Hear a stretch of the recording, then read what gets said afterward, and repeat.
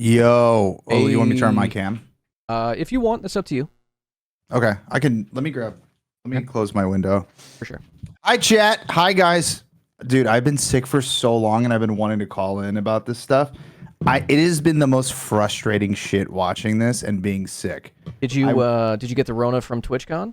I got the Rona, and then Oh no. after I like recover, and then had to go into emergency dental surgery for 8 hours. I was at the dentist office. Oh my, wait, 8 hours? 8 hours. Like not all of it was drilling. And then I got like a fever and I got all fucked up over the weekend and I had to take like antibiotics and all this shit and finally like feel normal. And all of this watching this shit go on, I just want to cuss people out. I mean, That's all I want to listen, do. if you want to do that, you've got however much time you have for this convo. Go off, King.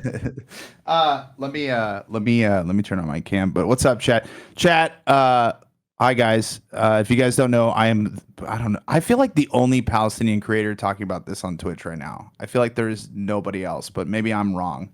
Do you know anyone else, Gremloe? Uh, Palestinian specifically, no. Just the other day, so I had while I was out of town, my friend on your left is I think reach out to you about coming onto a panel. We had Ravana, Lumiru, Ariana Jasmine, and Arun now come on and talk, but no Palestinian. I believe Ariana is Iranian and Arun is Tamil, but that was kind of the most meta or South Asian perspectives we could get. We got some off-white browns. I got some brown people.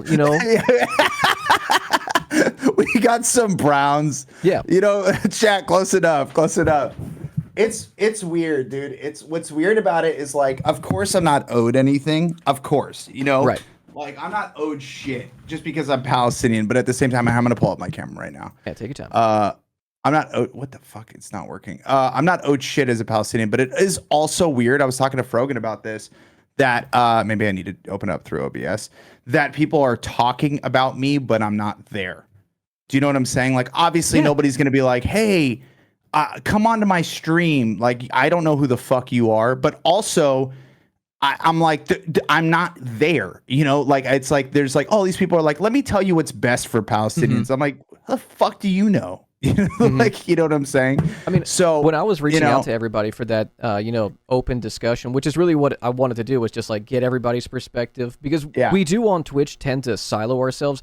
Your content's a bit unique in that you bring a bunch of people together specifically for your content, but as far as politics people, we're all kind of on our own, and we never interact with each other outside of raiding or memeing on each other.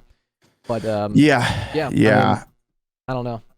Yeah, no, I'm trying to get this to work right now, but it's weird. I mean, and granted, it's one of those things, like, it's more of like, obviously, like, you don't need to be Palestinian to have the voice or whatever, or talk about this. Like, it's more of those things that, like, I love that people are coming together on this issue, because it's the most, not only am I Palestinian, but it is probably the most fucked up genocide I think I've seen in my adult life, besides of what we did to Iraq. Right. I think that this is more blatant, and that's the one thing that I think is more shocking to me, is how blatant this is and how much the West is championing this on, especially post-Iraq war. I would have thought that we would have learned the lessons of the Iraqi war, and we have not. And it is so insane, and like, that we are kind of doing this all over again and just restarting the cycle, and people are championing it on. That's what I've been repeating like the entire 4 weeks, is I watched this happen in post 9/11. I literally, like, my parents had me stay up late to watch the shock and awe campaign in our first bombing of Iraq, and it is the exact same thing. It's like we were doing Siderot Cinema, but from the comfort of Baton Rouge, Louisiana.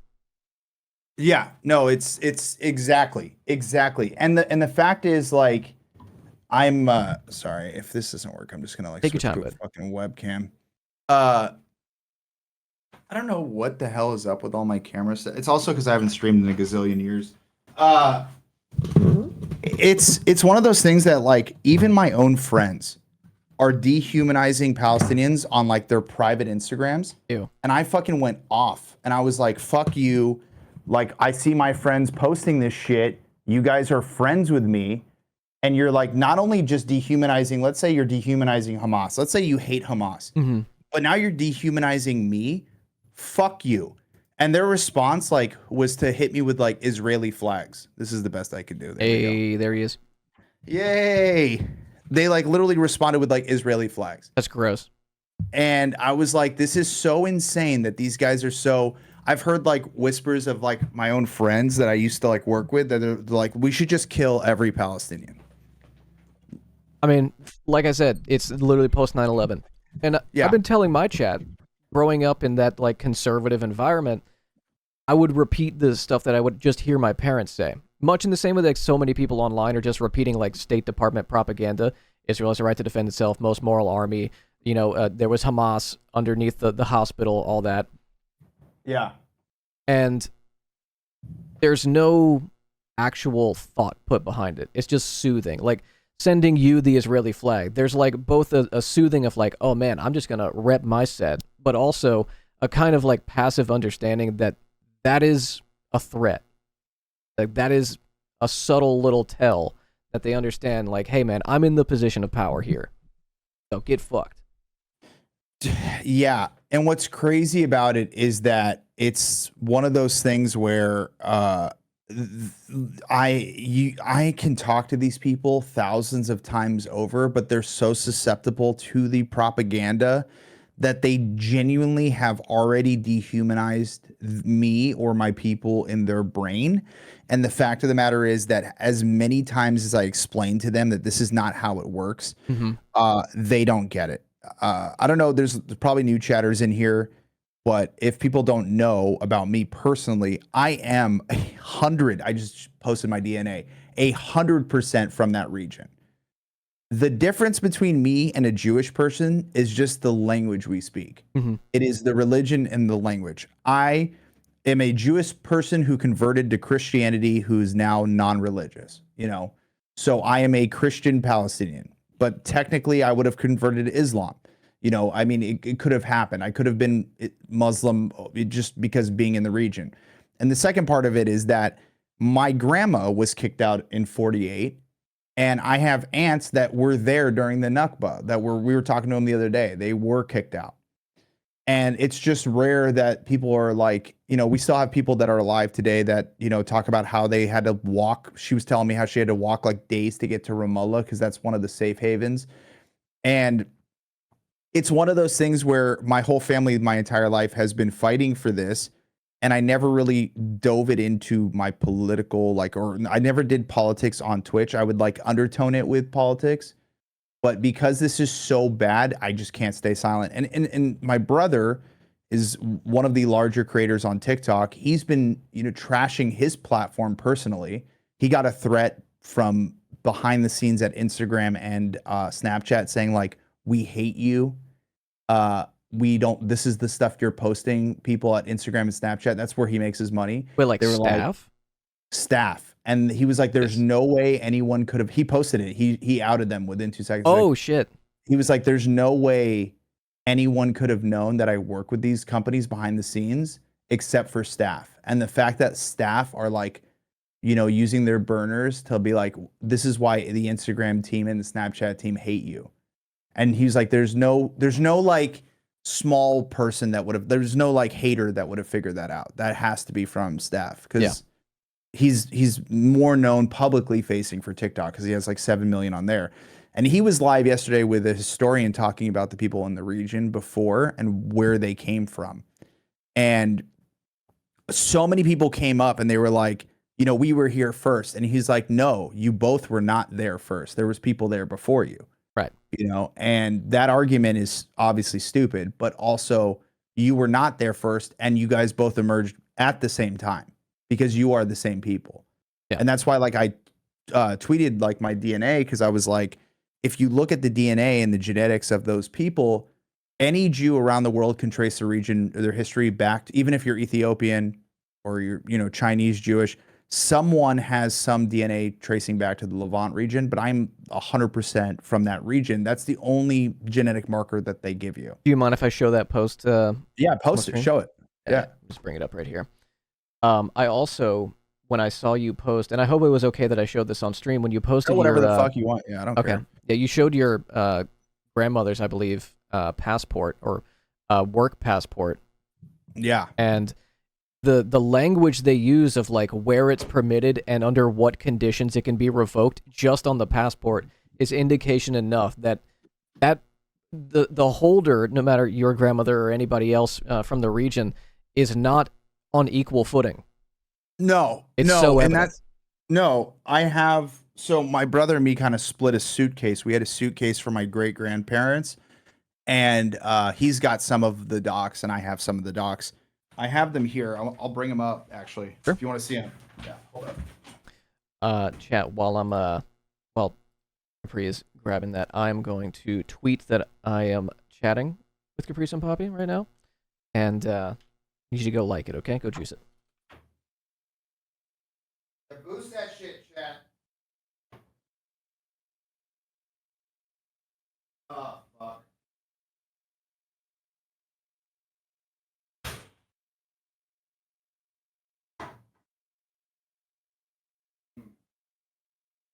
All right, here comes the link spam. So I have two. I have Okay. two of them, and I can't find the other. The other one is the ID.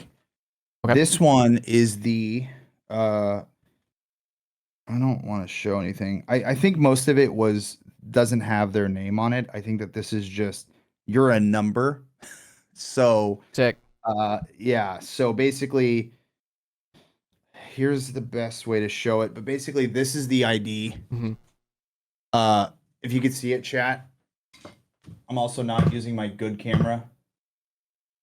So that's the ID, and on the back of it, it says, under the authority of the military commander, this pass may be withdrawn at any time without any reason being given. Photograph. Any alteration to this pass will render it invalid. Loss of this pass will be reported at once to issuing authority. Right. So this is the movement pass. So it's like, and then what you have on this side, which is, I don't really know. I think it's just the signature of the officer. So I don't really, I think the signature of the holder is the issue that I can't show. I was very careful on Twitter because there is probably historians that could find me because they're fucking weirdos, you know, and like these are your I'm going from East Palestine to West Palestine. So imagine people don't realize how fucking small the Middle East is. That's like a 10-minute drive. Yep. You can walk between them like in very like it's not hard. So the fact that they have movement and restriction passes from this is 10/6/47. This was happening even before the creation of Israel. And they were already second-class citizens in their own land. So these people were already living here. And then basically what ends up happening is that you have an occupying force come in, kick them out, and most of them, a lot of them move to Ramallah. Ramallah is like the city where a lot of Palestinians are from, but they're not really from there. They all kind of move there. It used to be I believe, and this is I believe that I'm correct on this, but I'm not a historian, but it used to be a primarily Christian Palestinian town, but has now transitioned to a Muslim town because most of the Muslims were kicked out of their areas and then walked to Ramallah when they were booted from their homes in 48. So that remains in the West Bank to this day. So Ramallah is the big town basically that they have. You are correct, Capri. Okay. Yeah, Ray K is Israeli, just moved to Chicago. He's been in the community since we started covering this. They're very very anti-apartheid. Yeah, no, it's one of those things where I wrote this really long tweet. I was about to tweet it, but I didn't want to make it about myself. And I was like talking about being Palestinian in general.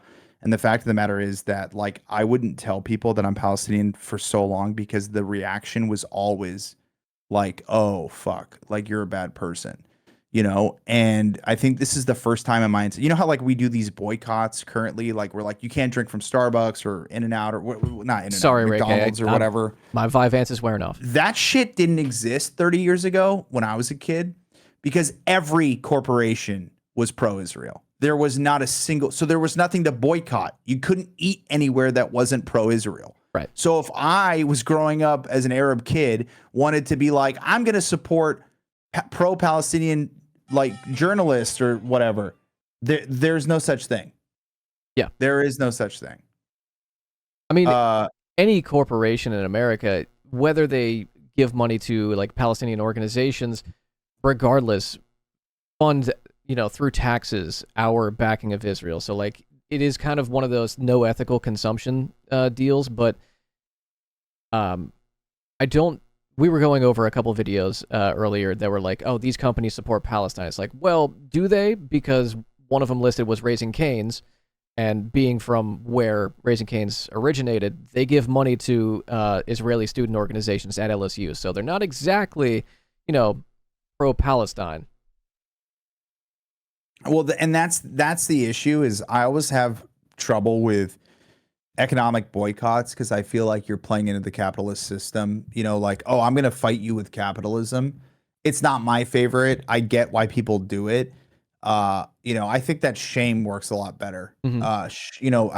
Pressure, I think you tweeted the other day about the pressure of the White House. They know what's coming because people like me now, like, to be honest, I probably am not going to vote. Like, and I think, and I mean, maybe it's just me being irrational currently and angry, but like, I'm sorry when both regimes are dehumanizing me, what am I supposed to do? Also, I'm in California, so it doesn't really count, but right. But it's really hard to watch someone dehumanize you and say, well, vote for us. It's like, are you kidding? And that's what you were watching is like a lot of the Arab vote is a lot of the Arabs are saying, no, I'm not going to vote for Biden. I don't care anymore. Yeah. This is insane. And the other thing is that it's unifying a lot of the Arab communities that didn't necessarily like each other.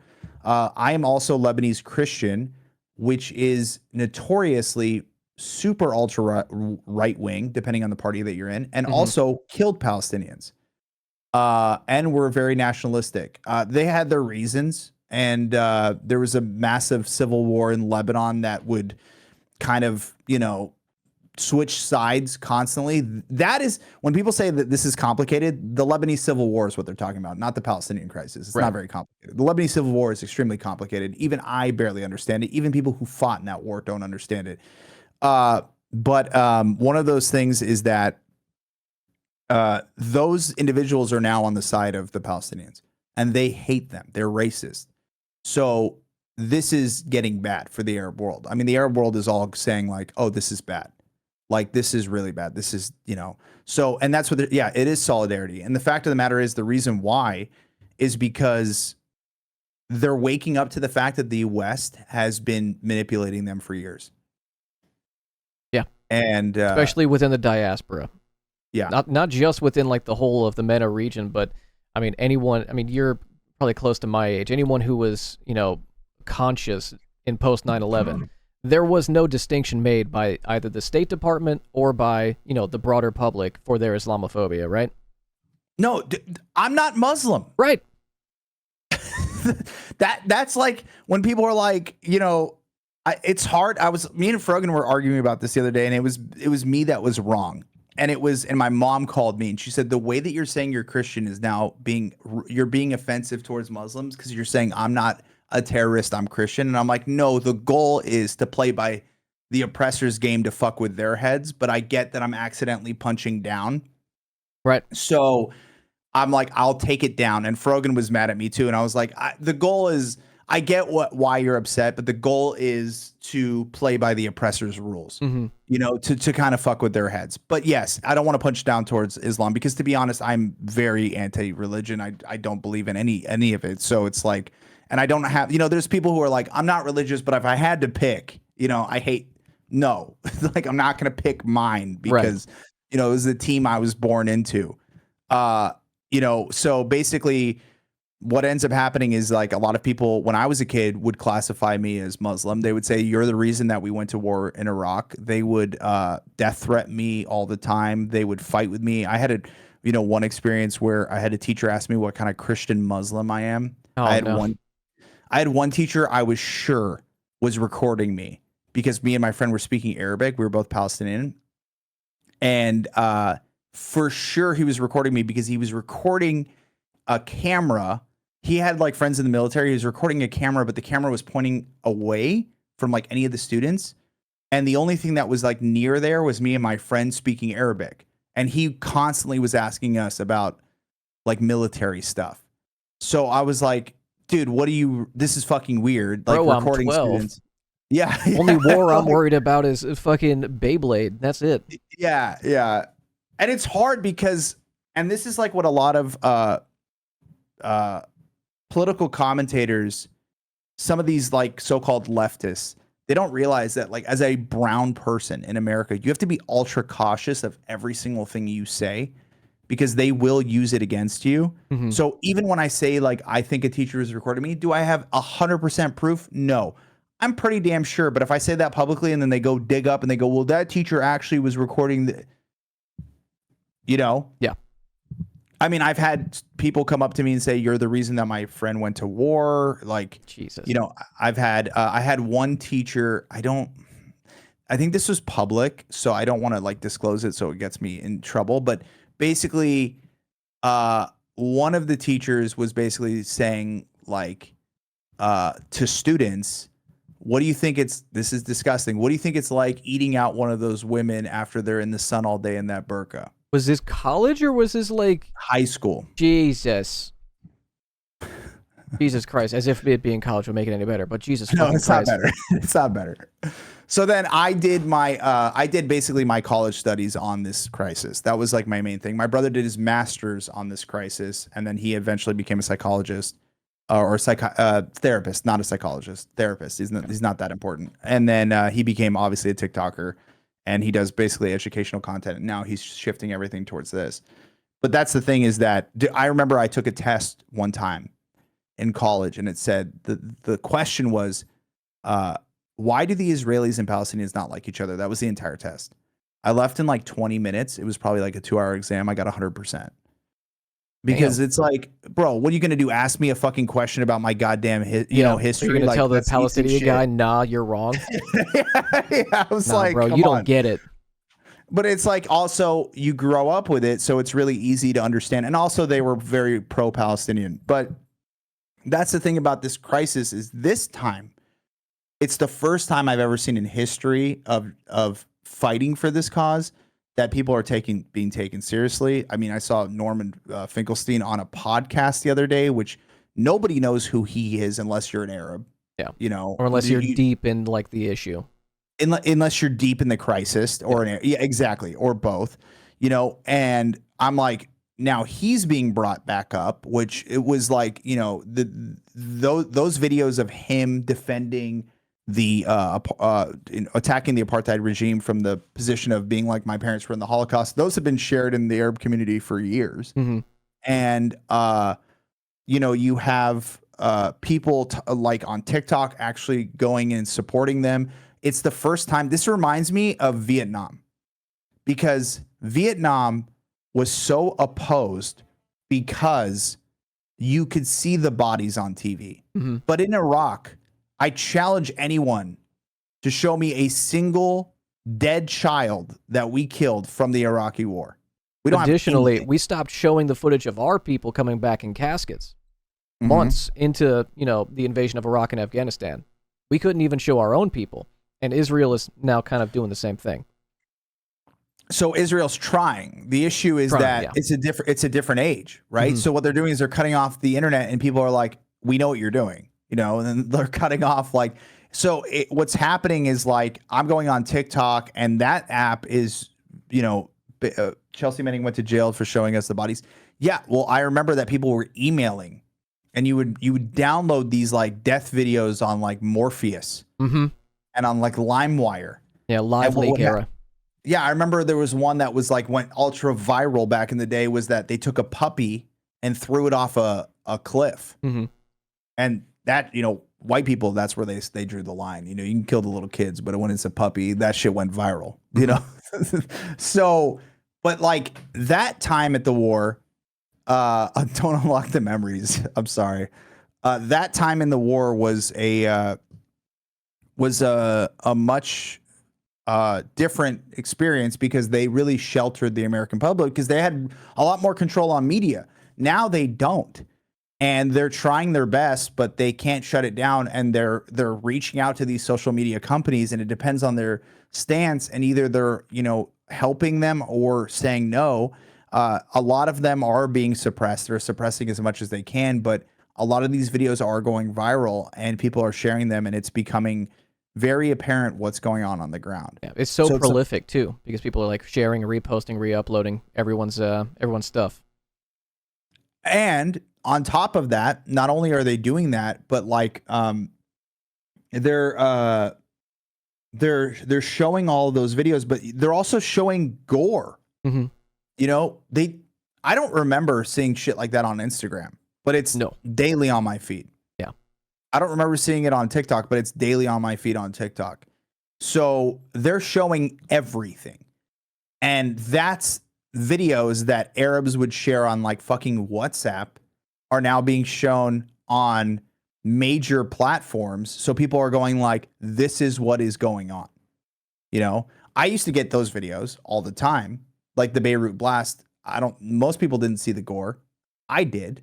Right. Because I happen to have people who, may be up there in the Lebanese military. You never heard it from me.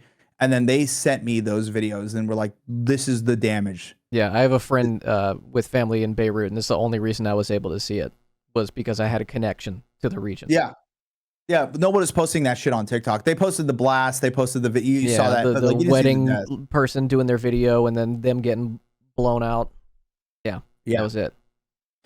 Yeah, so this time it's different. And this time it's getting undeniable. And the fact is they can't stop it. And it has been 75 years. And I think this is the first time that the public is waking up to the fact, like a lot of people that I know who are like, oh yeah, I know that you've always had this struggle and blah, blah, are now reaching out to me and being like, holy fuck, I didn't realize how bad it was. And it's almost like the BLM movement for Palestine, I mean, they're directly connected. Yeah. I mean, better than most likely that during 2020, it was Palestinians that were sending, BLM activists like information on how to deal with tear gas or getting kettled and corralled. There's always been solidarity between those two movements. It's the same movement. Mm-hmm. It is the same. I say this when I did the panel at TwitchCon, one of my friends came up to me and he was like, I wanted to ask, what's the connection between he's African American. He's like African Americans and Palestinians. And I was like, joke. I'm like, the only difference is we're like black people, but we could hide, like that's like the joke is like, I don't have to tell you. And I've had actually white friends who are racist tell me, just don't tell people, lie, say you're something else. And, but it is the same struggle. It's like they're being dehumanized here, and they are being, this is an apartheid state here, but it's a little bit better, but it is, it is basically the exact same thing. And they use the exact same tactics.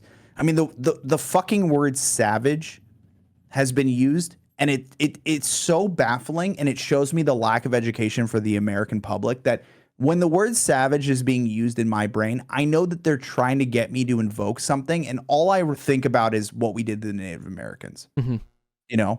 And I'm like, oh, this is colonialism. They're dehumanizing. These are the same words they've used. But Americans are like, no, they are savages. I'm like, did you not fucking learn, dipshit, from the last time we did this? Yep. It's interesting that you bring that up because when this all broke out, 4 days after the 7th, I had already scheduled to get my tattoo shaded. And my tattoo artist is Navajo. And like she could tell that I was like exhausted while I was sitting in the chair. And she's like, what's going on? Have you been covering Palestine? Like she could just... she could tell, and she was telling me every single piece of media that has been covering this is how we were taught growing up on a reservation that we were depicted, whether it's, cultural genocide through, calling you not Palestinian, but calling you Arab, or, Native Americans. We're not Arab. Yeah, right. We're not Arab. Like, We are not. I mean, technically, these are all constructs. Mhm. These are all made up things. Okay, there is no such thing as any of this shit. You know, the fact of the matter is, it's all bullshit. However, the Arabs came and conquered us. It was a lot better than when the Christians did it. Not gonna lie. Right. You know, so the Arabs came and conquered us, and then adopted the Arabic language, and we all became Arabs. We are not actually Arabs. Right. We are from the Levant region. Okay, we're there are people that say we're Canaanites. That's before. So this region, if you show the DNA, that whole region is the same people. My ass is 100% from Lebanon, Palestine, Syria. I think Parts it's of like Lebanon, Transjordan as Jordan, well. Yeah. Transjordan. It's just Transjordan, basically. So that area. Also, you know what's weird? When you click Palestine on there, it does not show up. Really? If you click on it, it will not appear on 23andMe. Oh, on 23andMe. Yeah. Interesting. So if you see it, there's a reason why I didn't click the Palestinian thing. It's not there. Interesting. That's weird. I mean, it's very clear what the purpose of it is to, there's an old expression that myth making doesn't require evidence or logic, and that is what these countries like America, with American exceptionalism, and with Israel, with, its common mythology. There's no actual backing to any of the claims, like, I don't know if you've been watching Hassan, but he's been watching a lot of like Ben Shapiro stuff talking about the history, and it's wholly fabricated. Talking about like we've been here all the time. No, it's like 60 AD to like 600, but none of that matters anyway, because there has always historically been all Abrahamic religions there. There's no ethnic difference between these groups. Before that, there was polytheistic religions there. Mm-hmm.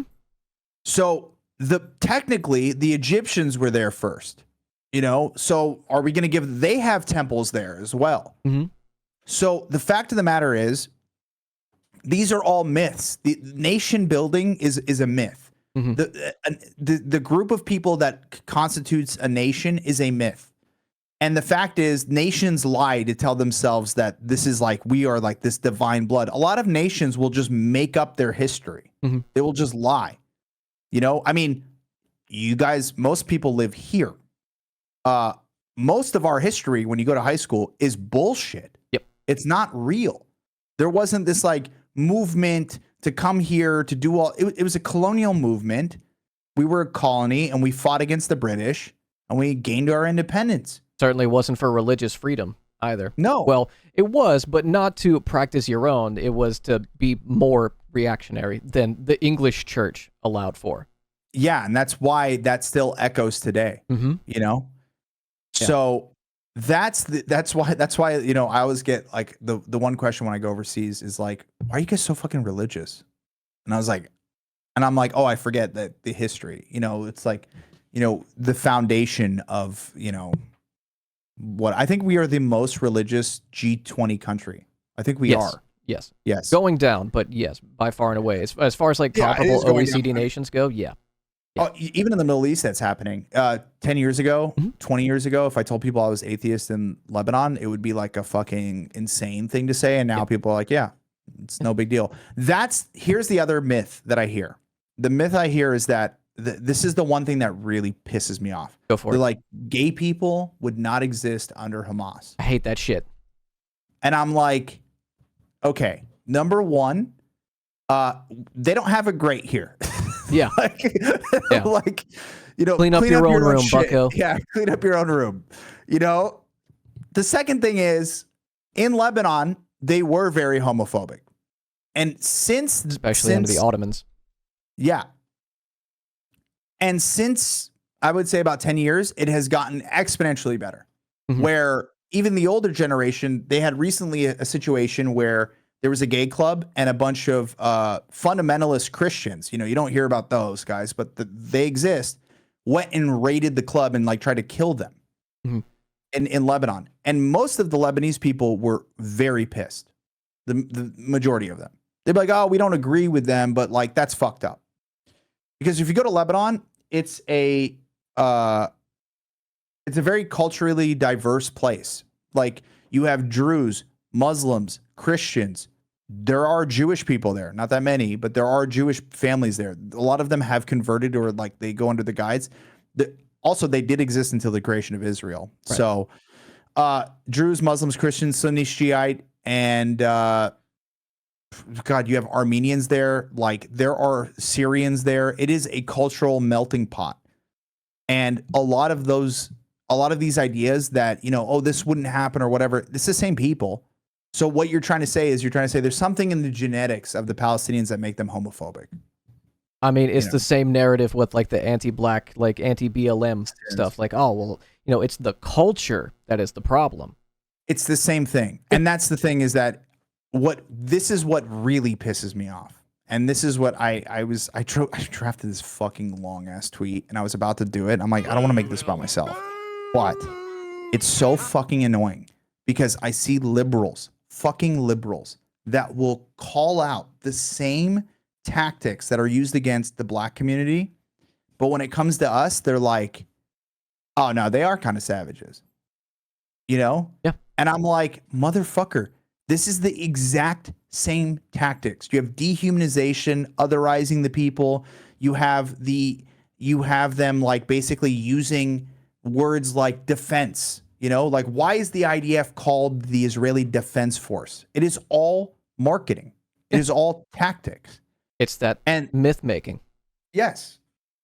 Yeah. I mean, even Hamas, when they say the word Hamas, that's not how you say it because Hamas is an acronym. It's actually an English acronym, HAMAS. Yep. The last one is technically I because it's Islam, but they use S to make it more catchy. Yeah. I don't remember the entire acronym, but it's Hamas. HAMAS. Something about I forgot. Like ISIS is actually named Daesh in Arabic. It is the Harakat al-Muqawama al-Islamiyya, Islamic Resistance Movement. Yeah, it's the Islamic Resistance Movement. And what's the resistance to? Jews? No.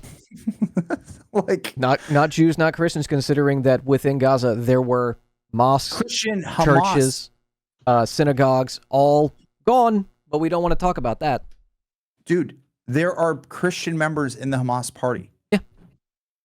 That's the thing is that you cut them off. They don't have local elections. My mom went there a week before this happened. She was there. Oh shit.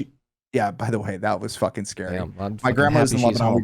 We just brought her back, and one of my friends works in the Lebanese government. He just got here. He got grilled for 3 hours at the airport. Oh Jesus.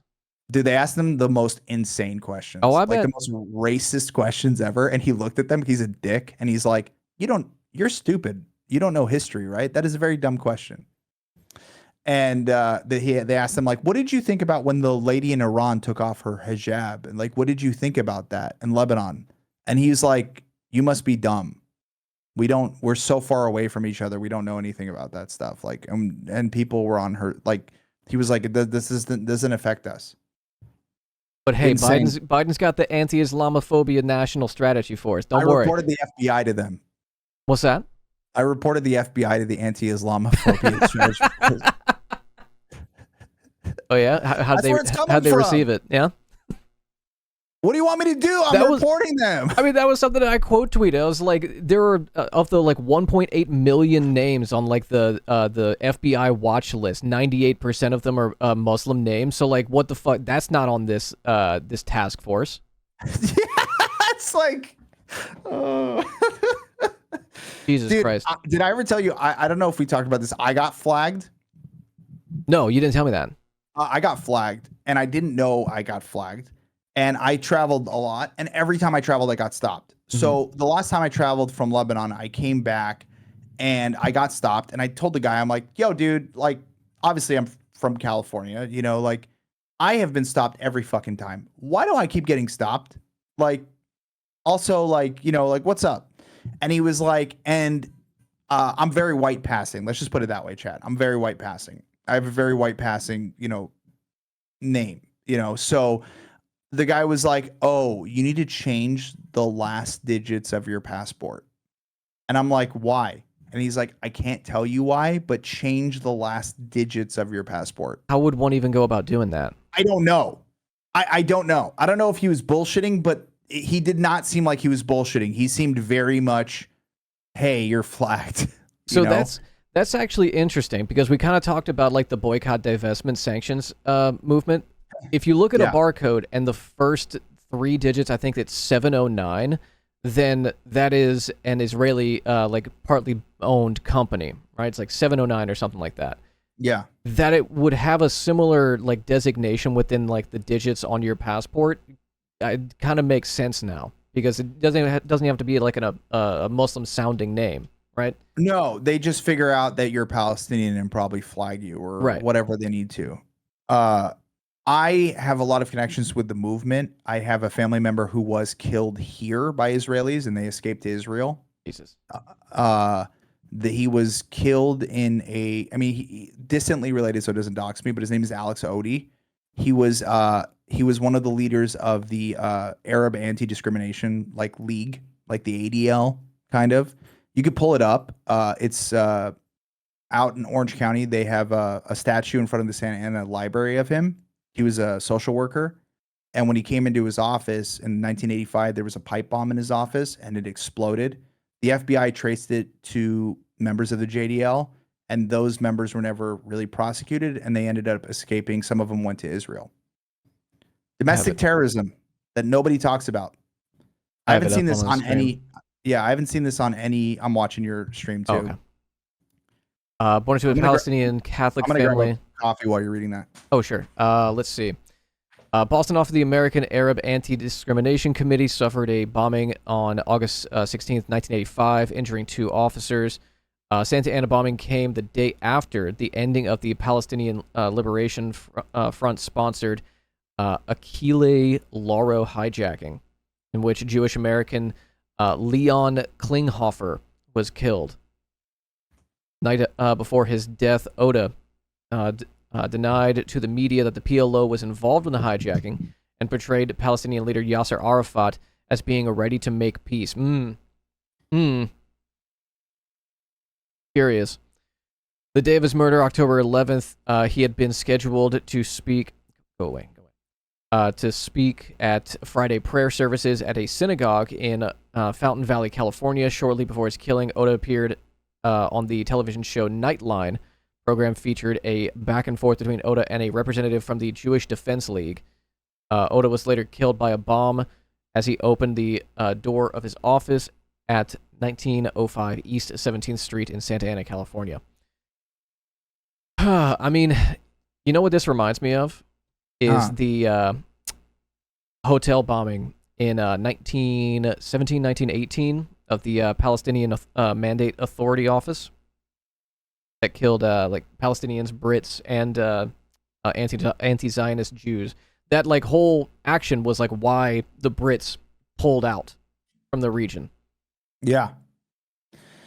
Well, that's the thing is like stuff like that. Have you ever heard of that until I tell you right now? I hadn't heard of But that one. No. yeah, No. you know, they don't talk about it or publicize it. And the FBI still hasn't been able to catch them. They classified it as domestic terrorism. Yeah. And it's one of those things where people don't, people are like, has an Israeli ever done anything on American soil like this? I'm like, yes. I mean, Yes. I was looking at an article last night on how There's Israel, and I hate the connotations to talking about something like this because it can like become anti-Semitic very quickly. But how yes. Israel is essentially like I choose my words very carefully here. Easy escape route for charges of pedophilia. Yeah, that is actually a thing. And I hate saying that as well Yeah. because there is a very, very direct line. When I'm seeing a lot of these right wing nationalists be like, yeah, you guys are bad. I'm like, get the fuck out of here, you Right. piece of shit, And that's the issue. The thing about it though is that you need to understand that it is a safe haven. Let's just forget about the the child stuff. It's a safe criminals. haven for all crime. Yeah. As long as you're Jewish, come here. You can go to the West Bank, pull up a fucking gun, get into someone's house.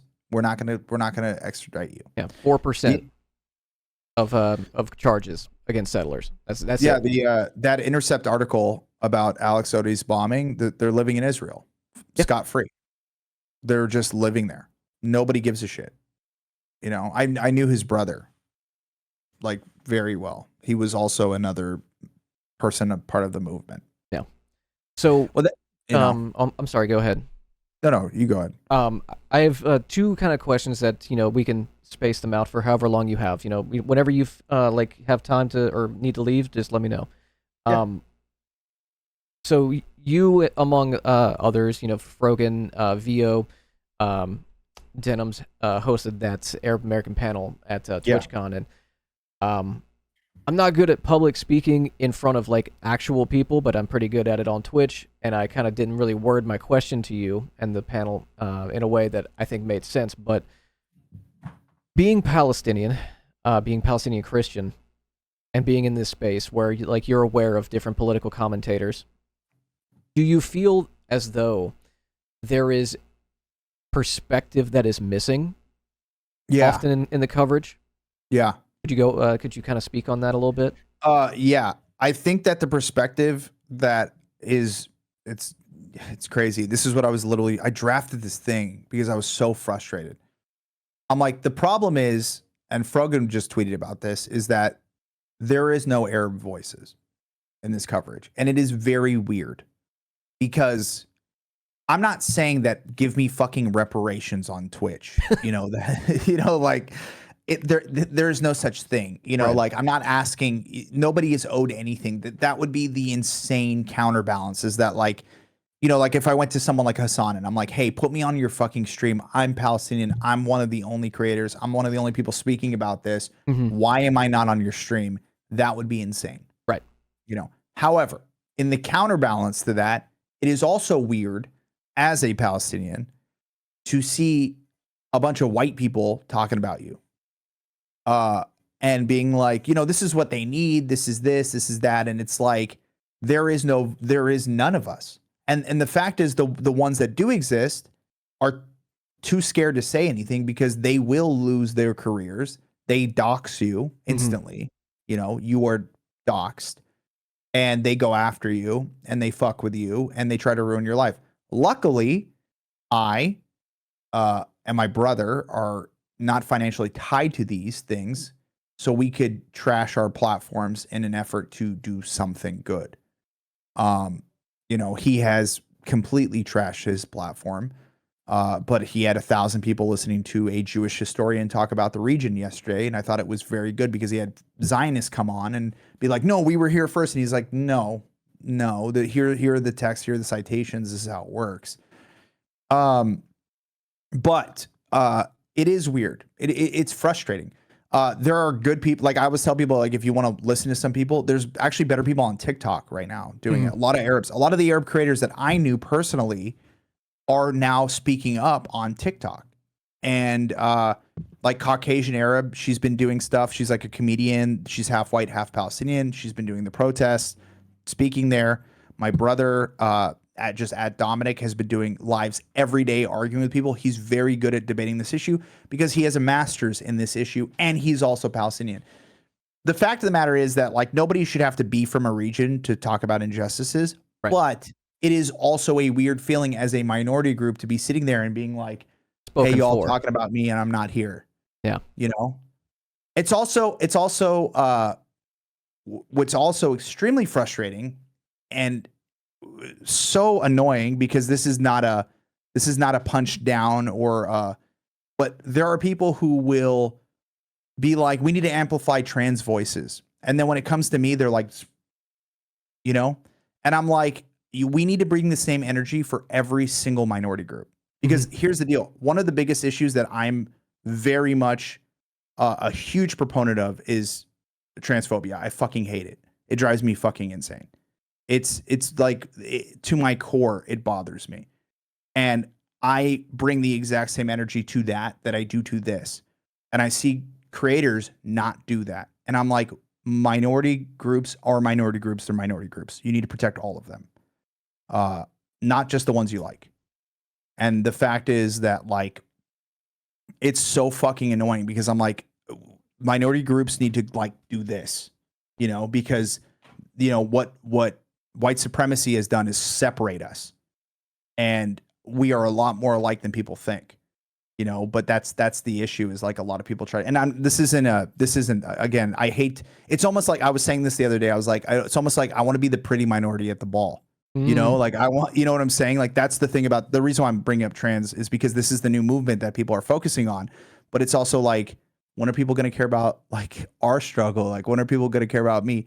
And that's why I'm like, we all need to lift each other up, because they are trying to separate us.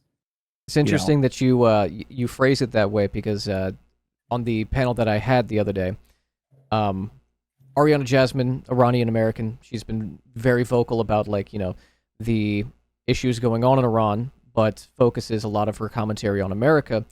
Aruna now, who's in the chat right now, he's Tamil, and his sole focus is, educating people on, the Sri Lankan genocide and what happened, between the Tamil Tigers and the Northern Forces. And one of the statements he made during the panel was like, I desperately want Palestine to be free, because that means that it's possible for my people too. Yeah. Yeah, 100%. 100%. Like, that's like one of those things that I never understand. Like, why is it a pick and like, I don't get the pick and choose. Like, I just don't. It's all movements for equality, and it's all movements for freedom, and it's all movements for, like, you know what's fucking insane to me? At the end of the day, people just want to exist. Right. That's it. That's all people are asking for, is existence, and people are like, no. How fucking insane is that? Like, the end of the day, Palestinians. Here's what I always tell people. Let me explain. I have an American passport. I can go to any country in the world, and I'm fucking a god. Okay, I can walk around and I'm like, you're poor. You're poor. I'm fucking rich. I'm from the richest country in the history of the world. Okay, I go to Israel, instantly a second-class citizen. Yep. Why?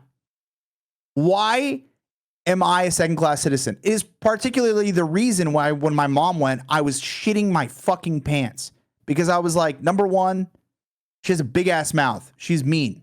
Okay. She will talk shit to IDF, and she'll get herself killed. Number two, if she does get killed, nothing will happen. Nothing. And some of the conditions in the West Bank are not great either. Right. And she was like, oh, it was fun as fuck. Like, we went around, we, smoked hookah, we ate food. It was a great time, But the videos that, like, the things that I would see from her, from the Palestinian side, versus me living in, like, Beirut, it's a totally different fucking world. Right. Like, Beirut's like Miami. Beirut's like sky rises, parties. It had the #1 rated nightclub in the world. These Arabs were all like monkeys on trees until the Western society came and picked us up. But then you go to Beirut and you realize, like, oh, what the fuck? Like, it is a party city. Right. And that's what I always like tell people. I'm like, these are the same people. What differentiates the two? It's oppression. One of them has not been able to control their resources. But anyways, getting back to your question, sorry I diverged from it, but it is one of those things where it's like, yo, like, I hate to say it, but at the same time, motherfucker, like, there's not that many of us. Even when they bring up Bassem Youssef, right? He's not fucking Palestinian. He's Egyptian. Yeah. I think his wife is from the West Bank, right?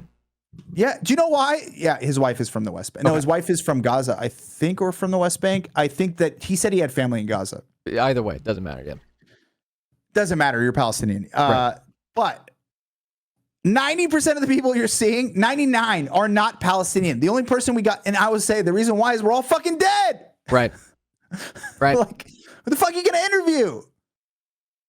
And it's also a lot of them are, they don't want to damage their reputation, career. They don't want to be hit with racism. And I get that, I get that. But I could also imagine that, like, you don't want to be the person that's speaking for every Palestinian, right? Like No, that your perspective is obviously going to be informed by different experiences. I'm also not Muslim. Right. Okay. The fact of the matter is, my experience is wholly different than anyone who's born Muslim. I learned more about Islam through the show Rami than I did being a fucking Arab my whole life. It's a good show, though. It's a great show. Yeah. But that's the thing is like, people are like, hey, you're Arab, you get this. I'm like, dude, I don't know shit about like Islam. I just don't, because I'm not exposed to it. To be honest, I'm not religious at all. So, I mean, some of the practices, even in the churches out there, I'm like, what the fuck is this? Like you go to Orthodox church in Palestine, Palestinian, some of them are Orthodox. That shit goes on for like 20 hours. I went to a funeral the other day. It went on for like 5 hours. I wanted to fucking GG myself in the funeral. It was so Jesus. long. So Jesus. anyways, next, you said you had another one too. Oh, yeah. I mean, you can, again, like I said, obviously no one wants to speak as if they are like the voice of people. No. But today we spent a lot of time talking about this constant propaganda about the phrase "from the river to the sea." Do you have any thoughts on that? Yes, it's so simple, dude. It's right. Where are the two people oppressed? Okay, the original saying came from the PLO movement, 1960, because they were looking for a two-state solution. Okay, a lot of Arabs want number one. This is so frustrating. But number two, this reminds me of Black Lives Matter. Okay, it's the same fucking shit. Okay, all lives matter. You just want Black lives to matter, not all of them. Yeah. That's exactly it. We just want Black people to matter, and the rest of us will just do genocide on ourselves. No, from the river to the sea started with the PLO, because initially they were going to have a two-state where you connected the two states from the Jordan River, okay, to the Gaza Strip, to the fucking Mediterranean Sea. I think it's the Jordan River. Yeah. And so that starts with the PLO. And now it's being resurrected because you have integration between people who have been protesting like myself for years and a bunch of new people. So they're now using these PLO slogans, but that's not a slogan in Arabic. There is no "from the river to the sea" in Arabic. It doesn't rhyme. So interesting you say that, because we were looking at a piece of IDF propaganda where they were like, oh, it must be true because it rhymes. It's like, no. No, it doesn't rhyme in Arabic. Yeah. Like from al-Bahar, yeah, it doesn't fucking rhyme. Yeah, it doesn't rime. Yeah, I don't speak Arabic, so I don't fucking know. I'm trying to figure it out in Arabic. I'm like, is there a rhyming way? I'm like, no, there's nothing. There's nothing. There's no fucking rhyme. Does it rhyme? Does it rhyme in Arabic? Min al-Bahar al-Nar? No way. Min al-Bahar al-Nar. Is that what the river's called? Hold on. I want to know about this. Anyways, it doesn't matter. Maybe it rhymes in Arabic. Min al-Bahar al-Nar. Nar is river. Nara. No, I know that. But that doesn't rhyme. Min al-Bahar al-Nar. Okay, maybe it is. Maybe it does rhyme in Arabic. It doesn't matter. Okay. Maybe we're doing a great job of creating another bridge between all of the meta people in chat. We're doing a great job. It must be true. It rhymes. I don't know. Yeah. It's just more funny. The Arabic thing is more funny. But anyways, it did start with the PLO. The PLO basically, when they were doing a two-state solution, they wanted to, from the river to the sea, have a connected Palestine. Mm-hmm. The original state that they were promised. Most of these states that they say they didn't accept these deals, it's actually bullshit. Because a lot of the times when the deals were on the table, the Israelis said, we're just going to conquer them anyway. So right. Also, like, why would they, like, even if like it's not true, where there were like accepted deals, was assassinations that followed those like accepting. But why would they? Just conceptually, why would there be a deal that was accepted? You're just signing away like your land, your grandparents' land. Well, they also offer them the worst part of the land, least arable, least farmable. Yeah. So we have a piece of property. It's worth about 22 mil. Jesus. there's a prison sitting on top of it. I tweeted the prison. It Human Rights Watch tweeted about it, and I was like, oh, there's the first time I ever saw it was on like a CNN documentary. My dad was like, holy shit, that's your land. And I was like, what? He's like, yeah, that's the land of your grandma left to you. And the prison is used to jail Palestinians. So imagine how fucked that makes me in the head. Right. That like literally there are children in there on a piece of property that the Israelis have admitted is ours, but there's some section, I don't understand the laws there. We have a lawyer out there doing it. Mm-hmm. There's some section basically that they say, no, it doesn't matter if it's yours, we have it now. And they said that there's been back and forth from what I understand. It's also very confusing because again, I don't understand Israeli, law. Right. They're very, very pristine law. But they've said, oh, we're going to dismantle it. We're not going to dismantle it. I've heard bullshit and rumors. My assumption is it's gone. It's gone, Okay. But anyways, the original thing was, making the Palestinian. Let me get back to the river to the sea thing, because the most important part is that making these lands connect. But since then, it has transcended into something else. And it really means now, I believe, and I think that most Palestinians believe, is that Palestine, from the Jordan River should be free to the sea. These places, or the two Palestinian areas, should be free. Policing that, saying that means you want to kill the people in the middle. No, we don't want to kill the people in the middle. What we want is exactly what you do in any apartheid state. You create a committee, you fix what you've done wrong, you pay people like me for the shit you stole, you create a new national identity based on the two national identities together, where, Jews, you want to be safe, you're safe here. Okay? And also, we're safe here. And the fact is, but I can't look at an Israeli flag and not see death, destruction, basically, I'm escaping, but basically, when you have Jewish supremacy, basically it's Jewish supremacy for me. And so what I would suggest is create a new country between those two people, name it whatever, Israel, Palestine, or whatever the fuck you want to name it. Landia. XQC taught me that. Landia? Landia is what he said to call it. Landia's. I'm just fucking with you. Go ahead. I'm sorry. Dude, we need to send XQC there. He'll solve it. He'll fix it. I promise. XQC would fucking fix it. Yeah. Be like, hey, listen, Israel, this is how we stop it. You want to know? Okay. Be like, hey, I'm going to diverge real quick. Go ahead. I'm going to diverge. This is how we stop the crisis. We say, if you don't stop bombing, we're sending XQC out there. Mm-hmm. And we're going to make him stream from Israel. And they'll be like, please don't. Yeah. I'll be like, no, we will. Yeah. And he's got your whole, he's got your Knesset whole and Hamas and the PLO would be like, dude, y'all are taking money from these people? We're taking money from America? No. United front. A united, global South revolution against the imperialist, Lengel. Like, we're done. They'll be like, yeah, okay. I believe he can stop it. I believe so too. Them with the Swifties. The Swifties. We should get all of them together. Did you not see the thing trending yesterday on Twitter? Yeah, Swifties are pro-Palestine. Yeah, I saw that. Yeah. I'm telling you. Is XQC pro-Palestine? He reacted to it. It's a great question. He didn't seem like he liked it, Maybe. I don't know. Habibi, I only speak Topeka. I can't read it. XQC, if you see this clip, please just say free Palestine, please. Yeah. But no, that's the thing, is that I've seen people try to say that it's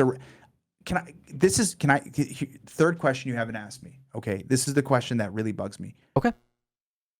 We didn't do Nazi Germany. I don't know if they know that. I think it's an interesting piece of propaganda that kind of betrays the notion. So again, you can disagree with me, or you can kind of give me your perspective on this. But I'm of the perspective that like Zionism is anti-Semitic, and that the foundation of the state of Israel as a project, right, is both fundamentally white supremacist and exclusionary to Jewish people. That in the aftermath of World War II, instead of doing, my chat's going to be so frustrated because I keep saying this every day. After World War II, instead of doing reparations, instead of doing integration, instead of doing education, they said, you can go over here and you can fight our battle in, the Arab region. And because 100%. Of that, saying that October 7th, horrible, terrible, condemn, obviously, is the fault of Hamas, is subtly saying that Jewish people brought it on themselves. The state of Israel creates Hamas to fight back against the, secularist movement within Gaza. Yeah. As a tool, a creature of its own making, as Netanyahu says. And the West Bank, they were also using it to split the West Bank Authority. That's like Alex was like, those people that have been killed, those people were part of the West Bank, the peaceful, the rock throwing Palestinians, the good ones. Yeah. But all of this circular logic, if you're like really think of it, you're saying that Jewish people did it to themselves? Like, no, it is not like the Holocaust. It's awful, but it's also weaponizing the trauma and the guilt, the survivor's guilt, as is very well documented, of this people who are at risk of violence, not by Muslim or Arab or Palestinian people, but by Christian white supremacists, both in America and Europe. Who killed more Jews than anyone? Christians. Yeah. They are more in danger from Christians. Who has killed more Muslims than anyone? Christians. But who has the most support for Israel in America? Christian Zionists, because they're a fucking death cult. Yep. Because they want them to go there so then they can be murdered by Jesus. And then mega doo-doo can happen. Yeah. Yeah. But here's what I say about that, the same thing. Having a Jewish state and pushing them out of Europe is insane. Because you're basically saying, you want to be safe? You can't be safe in Germany anymore. Right. Go be safe in Israel. That is anti-Semitic. I would say anti-Jewish because some of them are not from the region. Anti-Semitic has changed the term. Technically, I'm a Semite. It's shifted over time. Yeah, I'm, technically a Semite, but it doesn't matter. But anyways, that's why it's like, the reason why also Jews have been persecuted or perceived persecution, there's a lot of real, not perceived. Sorry, let me pull that back because I don't want to get fucking clipped out of context. But it's okay. That's what Post is for. Yeah, yeah. But the reason why they've been persecuted is they've always been a minority group and wherever they're at, because the diaspora of Jews, they've never had an area where there's a lot of them, and they've integrated into society really well. They go somewhere, they marry in. That's why you have Jews from all over the world. Yeah. The fact of the matter is, telling them to leave to go to Israel because you'll be safe there is anti-Semitic. Yeah. The project is anti-Semitic. Don't come here. Someone asked me, they said, where can Jews be safe? I'm like, they should be safe everywhere. Right. Jews should be safe here in the United States. They should be safe everywhere. You don't need to have that would be like me saying, where can I be safe as an Arab?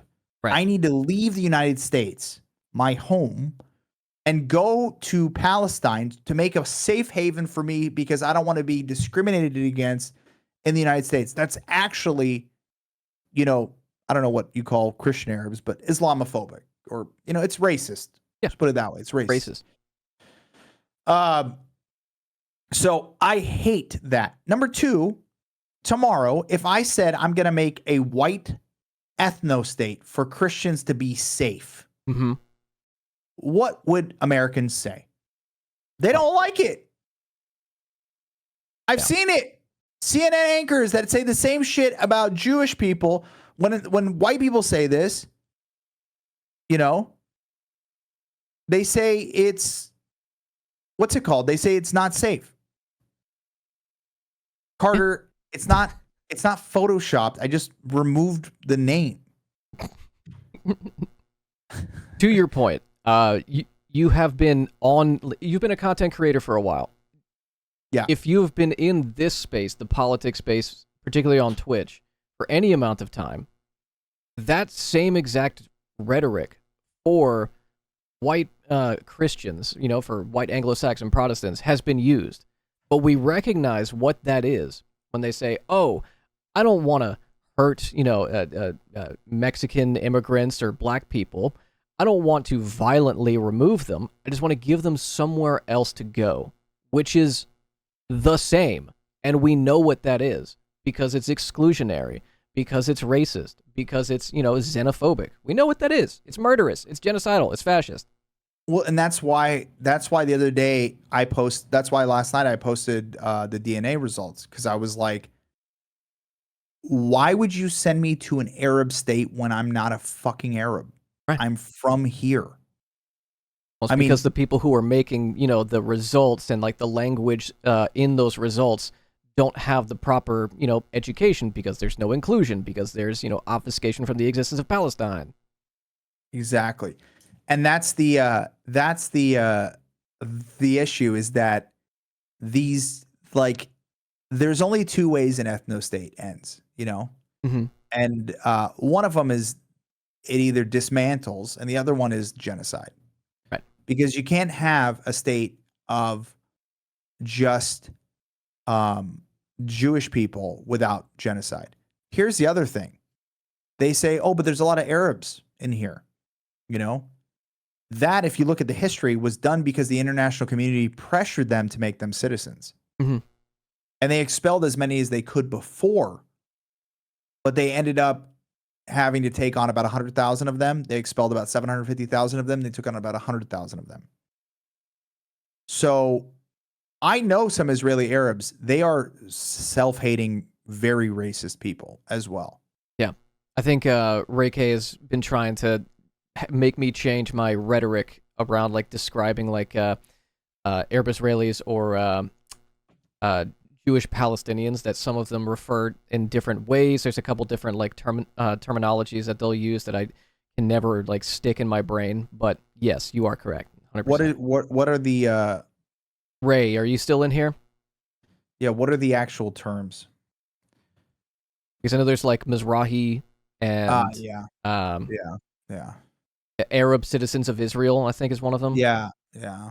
I mean, the thing is also, like, think about it from now. Here's the Palestinian perspective. Do you think I'm going to call them a fucking Arab citizen of Israel when they're basically, like, to us, like, they got in and we didn't, and we got kicked, and then you want me to fucking refer to them like they're basically siding with the oppressor against the oppressed because they magically got in? And then a lot of them will turn around and be like, you could be good like us if you let us in. You can come in if you want, if you apply, and blah, blah.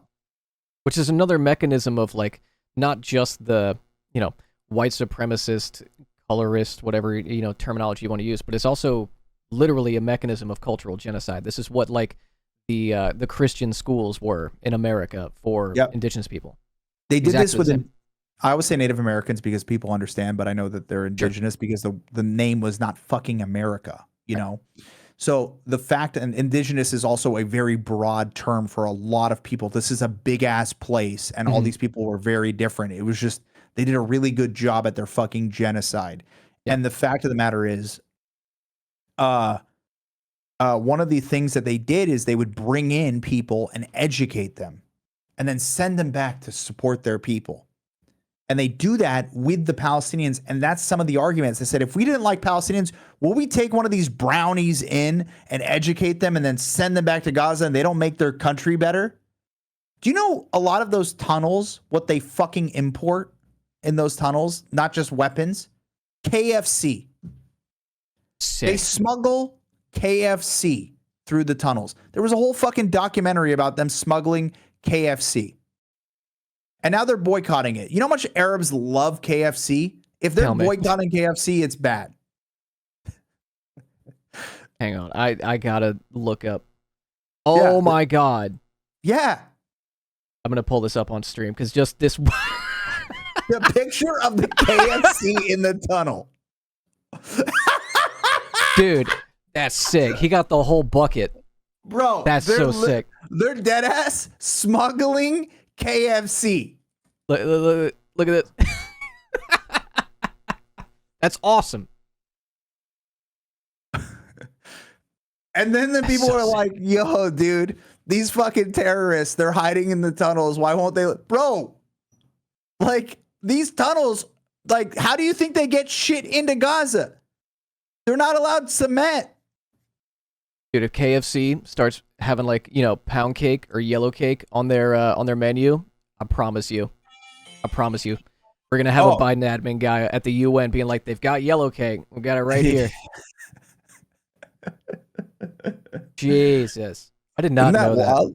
Yeah, it's wild, dude. They I literally knew they smuggled smuggle in like food and stuff through and like different supplies. I didn't know KFC was one of them.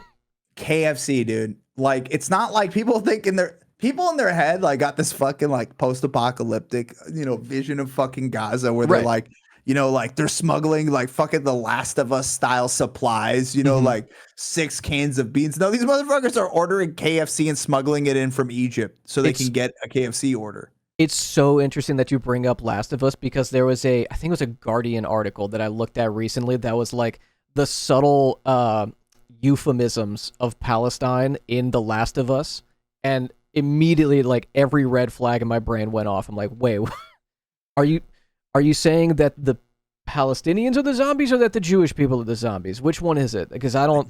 Either way, it's racist. Yeah, Oh God. Yeah, but that's the DoorDash driver. So which tunnel do I take? fucking Carter.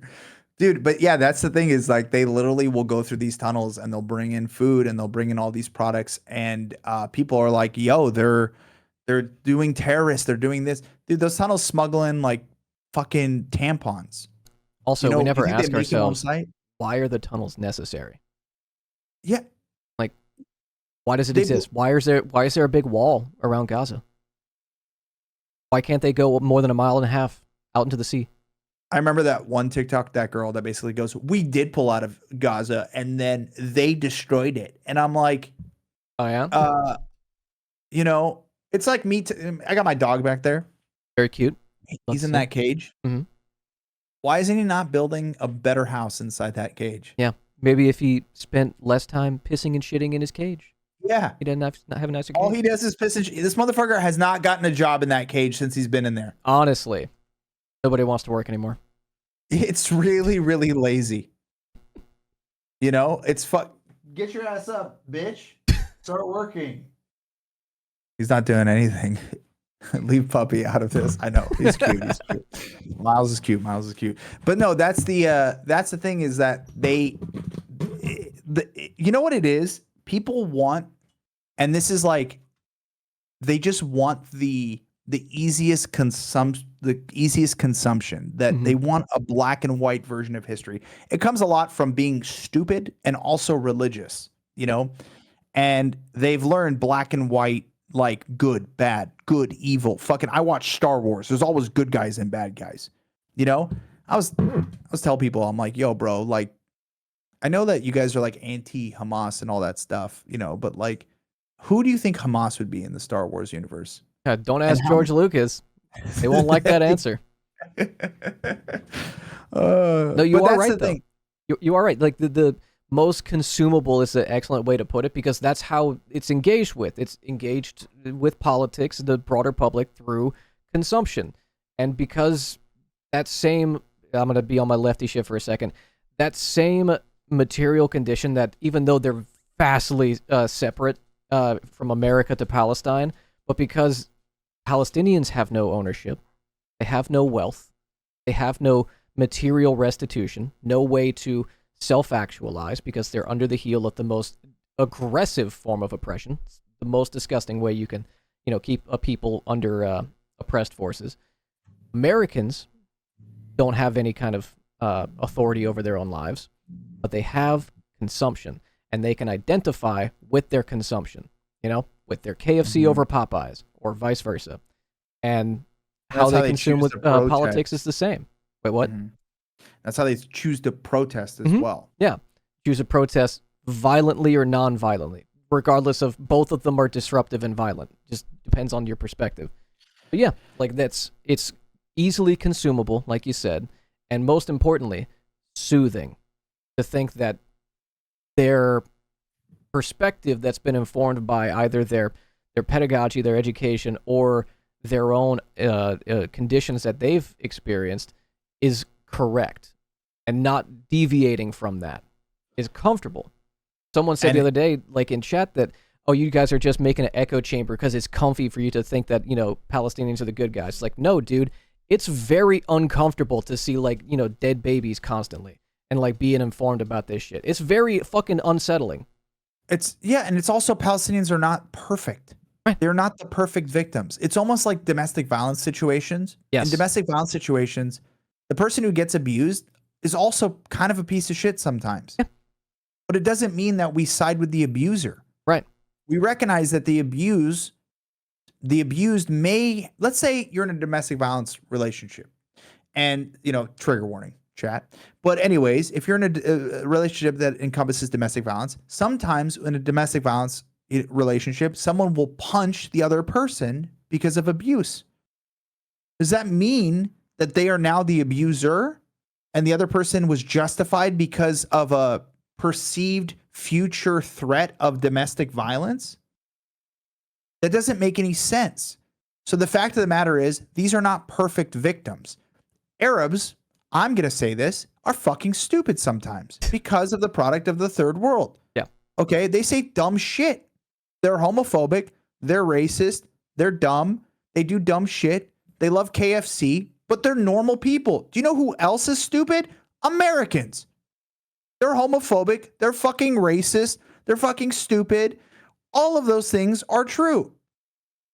But it is very fucking clear, and I think it's a bright line rule that people should draw, that when you see babies being blown up, you should pause and say, maybe not. And the thing about the thing about their rhetoric is it's the same thing on gun violence. When this thing happened on this massacre happened on October 7th, it was disgusting. But the root cause of it was the occupation. So when we say free Palestine, we are not only talking about free Palestine because we're like, yeah, fuck yeah, Hamas, kill those people. We are also saying this attack was a product of the occupation, and if we free Palestine, we will save lives on both sides. You fucking moron. Zionism, like white supremacy, harms the group that it wants or says it wants to protect. Poor white people are harmed by white supremacist police institutions in America, and Jewish people are harmed either like directly, look at Orthodox Jews in the West Bank, or through the externalities of its oppression in the form of blowback. And the anti-Semitism that has resonated with people around the world has been because of fucking Israel. They're also causing anti-Semitism because people are associating all Jews now with Israel and causing anti-Semitism towards Jews. Yep. 100%. It's giving people, it's hurting both people. It's a self-fulfilling prophecy. It's an Ouroboros of fucking violence. And that is part of it too, because whether it's like, like early Weimar Republic, whether it's like fascist Italy, whether it's imperialist Japan, you have to, like you brought up, do myth making.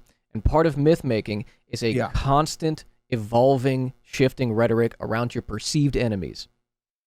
America, racist towards Irish people. Turns out Irish people, not that bad. Not that bad. We can turn them into cops, and then we can, send them around, Philadelphia to beat the shit out of homeless people. Yep. Right? Turns out white supremacy both cannibalizes and will expand depending on its needs. It's the same with Israel, right? Listen, if I had never learned anything about this, if I was, a particular streamer who was kicked off of Twitch and just learned about this issue 3 weeks ago, and now I think I'm an expert, I wouldn't be able to tell the difference between Israeli settlers and Israeli families who have been there for hundreds of years. I wouldn't be able to tell. I wouldn't. Right? Dude, and that's the same thing. It's a lack of education. Yep. Representation too. Yeah. I mean, dude, to be honest, let's be honest here. And maybe I'm wrong, but I don't know any Palestinian streamers even close to my size talking about this. Mm-hmm. There may be small ones. I know a couple that are small. Frogan tweeted about bringing Arab voices together, and we got nobody. Yep. People are scared. You know, they are scared. There's so few of them. I could name the people who are standing up. There's so many Arabs currently I'm seeing doing their fucking dancing TikToks while their own people are getting killed. And it pisses me off as an Arab being like, fuck you. Because if there's more of us talking, it's harder for this. This is why the one thing that I disagree with on a lot of the one thing I disagree with is that people are like, obviously you don't need to talk about every issue, obviously, but the more voices in this particular situation, the better. Absolutely. Because they can't come after all of us. And it's always been, if you talk out, you are like a lone person and they will come after you and ruin your life. But if there's hundreds of us talking about it, tweeting about it every day, they can't come after all. They don't have the resources for that. And that's the thing, is that there is an active group in Israel that their job is to attack people on the internet. They're doing it on Twitch right now. I don't know if you've heard about this, but the entire time I've been live today, I have gained 600 followers. I haven't gained 600 viewers. I've been being bot rated every day. And every person who has had Free Palestine, Israel, Palestine, whatever in their bio or in their title for their stream has been getting the same thing. But because there's a bunch of people doing it, all they can do is bot raids. That's it. Which is sad because it shows that their position is so flimsy that all they can do is harass you instead of actually, defend their position. Mm-hmm. Yeah, bot raids and silly comments on videos. That's it. I can't tell most of the time if I'm looking at a bot or a real person on Twitter. I can't, because it's all the same talking points. It is. And it's like, and the death threats, the death threats have been insane. And it's like, if you have the right position, why are the death threats? And the other thing is that, like, the other one I got the other day was, you're never going to condemn Hamas, right? They said this to me. I'm like, hey, bitch, not only do I condemn Hamas, but when your pussy ass was sitting at home in your fucking chair, I was in the opposition party to Hamas. I am not on the same side of them. Okay? I don't agree with them. Not only that, I was on the opposition. Yeah. So why would I condemn them when I've been fighting against them forever and you haven't done shit? Yeah. I mean, even as like a white boy in Louisiana, right? And I should thank you for coming on. Now I can say, listen, I got a Palestinian guy in here. I can talk my shit. Kidding. Even I sat next to a Palestinian guy at a movie theater once. We're in, boys. We're in. Hell yeah, brother. No. Just as a person who's like tried to learn, like for a long time, I have no stake in this outside of the consequences of maintaining Israel and the various, be it surveillance technology, be it police tactics, be it my tax dollars going to something that doesn't benefit anybody, or the weapons being sold to various countries. That's the only connection I have to it materially. And it's not that much. Again, white dude in Louisiana. I'm safe, okay? Yeah. Just being enough of a human being to recognize it should be enough. You should just, by the consequence of being a fucking human being, recognize that even if you want Israel to exist, not like that. Just not like that. Just, here's the deal. Israel has existed for a long time and they've had 100,000 Arab Israelis, right? Yeah. Why not just add the rest of them in? Why not equal rights? Like, it doesn't make any sense. Yeah. I always tell people, they're like, what's the solution? I'm like, just end the apartheid. Yeah. The reason we didn't really, I ADD brained and bounced out of this, but the river did the sea thing, right? Yeah. That was a 2-state solution. My entire life have been arguing with grandparents and old people that there's no such thing as a 2-state solution. Yeah, 100% agree. There's a 3-state solution. No, but Gaza, West Bank, Israel. But There's no such thing. It's dead. Yeah. And I've always said one state. There's no such thing. You can't have a fucking, strip of land, unless you're going to be a safe haven for billionaires' tax dollars, which that's probably where Gaza is going to go in the future. Just be one of those like fucking little like Dubai places in the Middle East where billionaires can come and like party and have sex with prostitutes. It'll be and stuff. the new East and West Bank. Of Dude, that we canal. should do that. Yeah, we should do that. Yeah. So unless that's going to happen, it just needs to be one people, one state. Again, the only difference that makes me different than a Jewish person is not genetics. It is just the language I speak and the religion that my ancestors adopted. Yeah.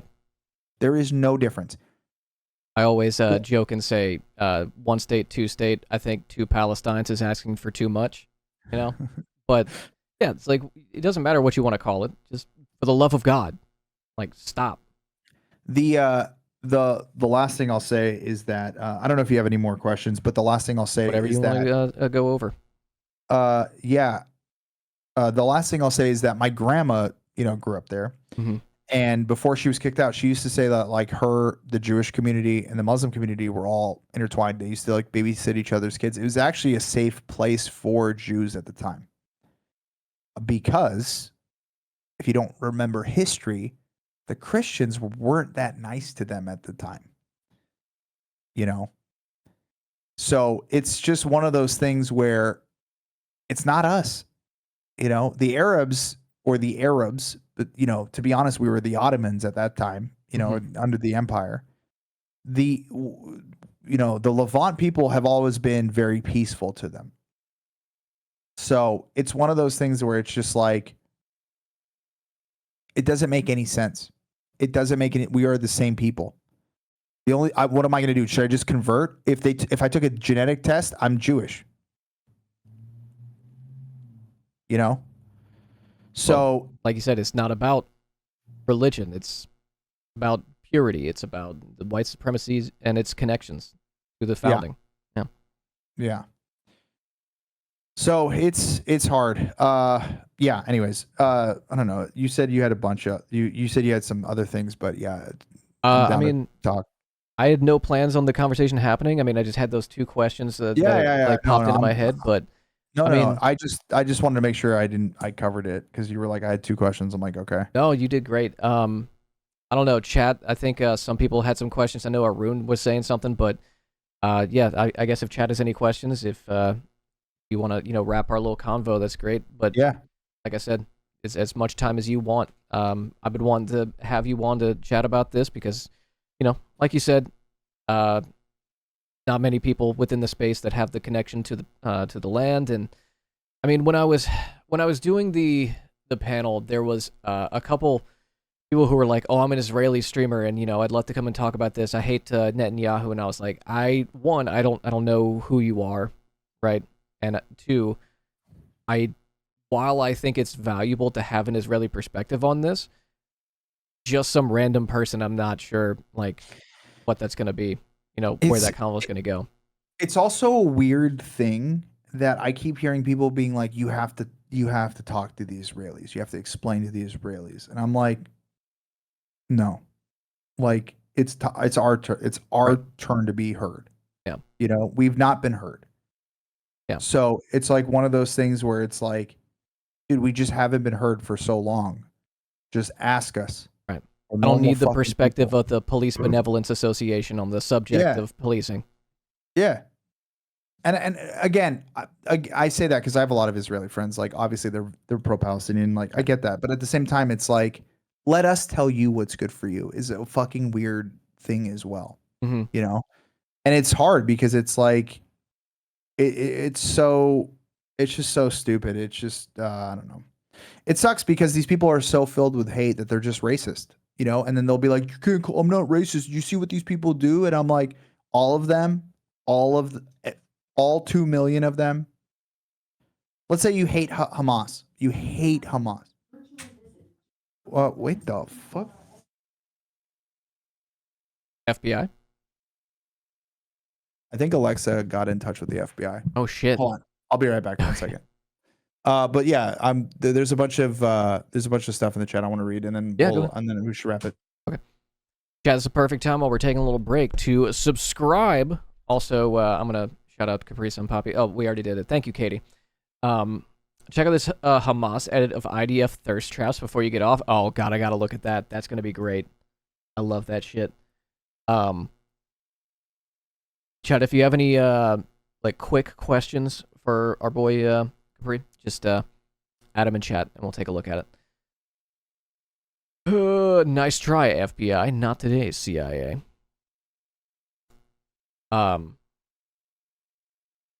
Israeli do protests against Ben and Jerry and not against what the apartheid state is doing to Palestinians. Yeah, I think it's one of the things that's Capri brought up, that like the flag symbolizes what that Zionist supremacy.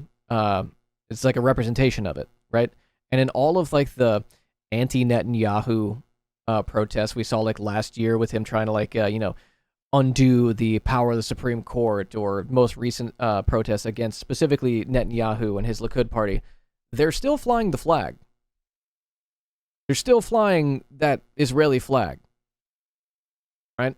Oh, they may be flying it next to like the pride flag, but you are, whether they understand it or not, still representing that structure, right? Dude, Ham and Cheddar posted that really long thing about Israel. Hassan read it on his stream about him doing Birthright and like how he felt about it and how they like, and one of the things he said, I talked to some people and I took down the flag, and the conversation was between me and him. And he's like, what does that represent to you, that flag? And I'm like, to be honest, I see that the same way you see the Nazi flag. And, it may not be as explicit, but it is to me the same. Right. It is a Nazi party to me, and No, that is the and it was Norman Finkelstein was talking about this the other day. He said that, of course, Palestinians are going to see us the same way that my parents saw the Nazis, So seeing that flag, they're waving it, being like, we need a peaceful Israel. It's like, no, this is a fake country, a made up state. You guys are all here now. That's fine. But we need to do this, integrate, work together. And the fact is that, like, it's one of those things for me. It's like people are like, you can't, saying that this is Nazi or the Holocaust. You realize it's so much worse. Okay, well then, how do you think Native Americans see, or, indigenous people see the American flag? Because there was way more people killed there. Yep.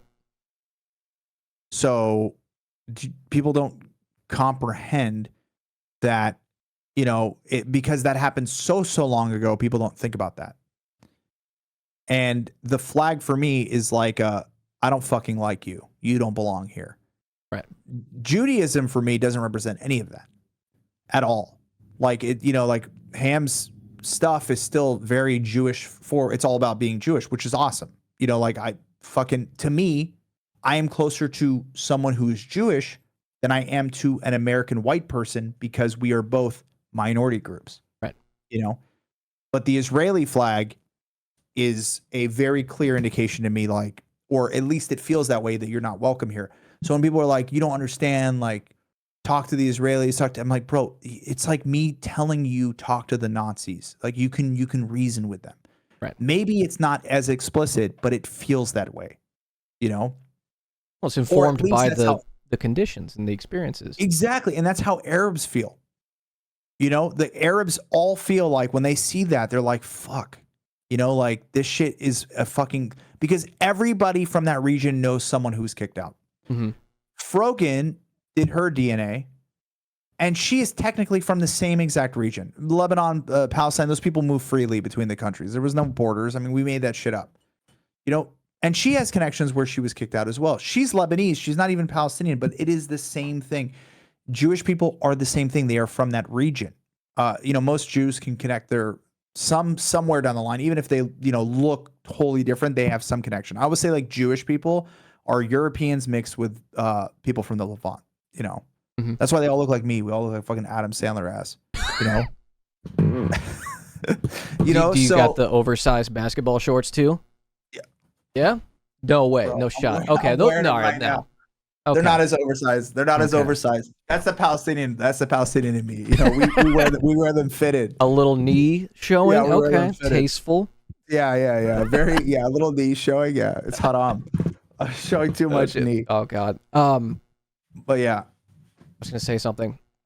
To your point about like the we made up like the borders and stuff. I always, whenever I'm trying to talk to someone in my personal life about, because I go over it with chat all the time, but when I'm going over this with someone in my personal life, and they're like, oh, well, like, you know, you could just like draw the borders. First of all, you're cracking a people in half.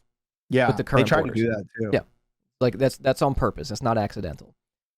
But secondly, every single border and its existence implies that there is a certain amount of violence required to maintain that. Southern border, customs and border, ICE, BORTAC, whatever it is. There is an amount of violence to keep that up. Yep. For Israel, that is tied to the identity of this state and of the people, particularly settlers, in the region, those borders. So that is even harder to break away from, because now you're asking someone to break from their own like associations with themselves and their ancestry and their faith. Everything is tied to it. It's not real. It's fairy dust. It's a unicorn, but it's there. And like examining what that is and how to break away from that's the complicated part about this whole dynamic.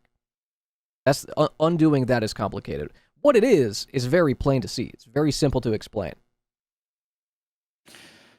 And that's the issue, is that it's like one of those things where it's like it's complicated to explain it, but I try to make the solution as not complicated. I'm trying to say this correctly, but as uncomplicated as possible. Mm-hmm. End the apartheid. You know, when people are like, what's the solution? I'm like, end the apartheid. That's it. You know? So that's all we're at. That's all anyone's asking for, is just end it. Like, you don't need walls. Why are there walls? Yeah. And the main conversation right now is like ceasefire now, right? That bar for a ceasefire, that shit's in hell. You know, that's below the floorboards. Like the genuine ask, if ever a ceasefire, which is coming, it's coming, right? It's going to end at some point. I mean, Ben Shapiro's tweet is evident that even he is Oh yeah? I mean, he tweeted, once again, the images from Gaza are awful and heartbreaking and entirely the fault of Hamas. Okay, dude. The minute Hamas gives up the hostages and surrenders, it's all over. Everyone knows this, and everyone's calling for a ceasefire is doing Hamas's dirty work. I mean, that would be a great take if, and I'm not doing Hamas defense here, but if that offer wasn't already made 3 weeks ago to release the hostages. Yeah. Just take that extra step of like, okay, who's rejecting the hostage release? They've rejected it multiple times. They said, hey, release our hostages, we'll release yours, and ceasefire and be done. And nope. Yep. They've done this multiple times. They just, I mean, here's another random thing is world leaders have met with everyone but the leaders of Hamas. You know? Yeah. You've seen him meet with a boss. Who the fuck is meeting with the boss? What are you going to do with the boss in the West Bank? What are you going to do with Mahmoud Abbas? What is he going to do? The motherfucker is basically a puppet for the fucking... That's the other thing. Is that the Israelis have enabled these Hamas because the Palestinians in the West Bank feel as though we've been sold out to the Israelis by the PA. So a lot of the even Christian Palestinians are like, well, at least Hamas is fighting for us. And every time, like every time a hospital gets blown up, every time they go on their phone and they see what's happening in Gaza and the West Bank, because like I've been trying to like right? keep 150? People, 150 people in West Bank. I think it's 150 Israelis that have been arrested in the West Bank. It's more than that for Palestinians in the West Bank. No, 150. I think they've killed 100. Killed, Killed 100 or 100. I'll tell you right now the actual stat. One of the parts of this because the focus is on Gaza, right? It should be, but peripherally, in the same vein, what's happening in West Bank, additionally horrible. No Hamas there, and it's awful.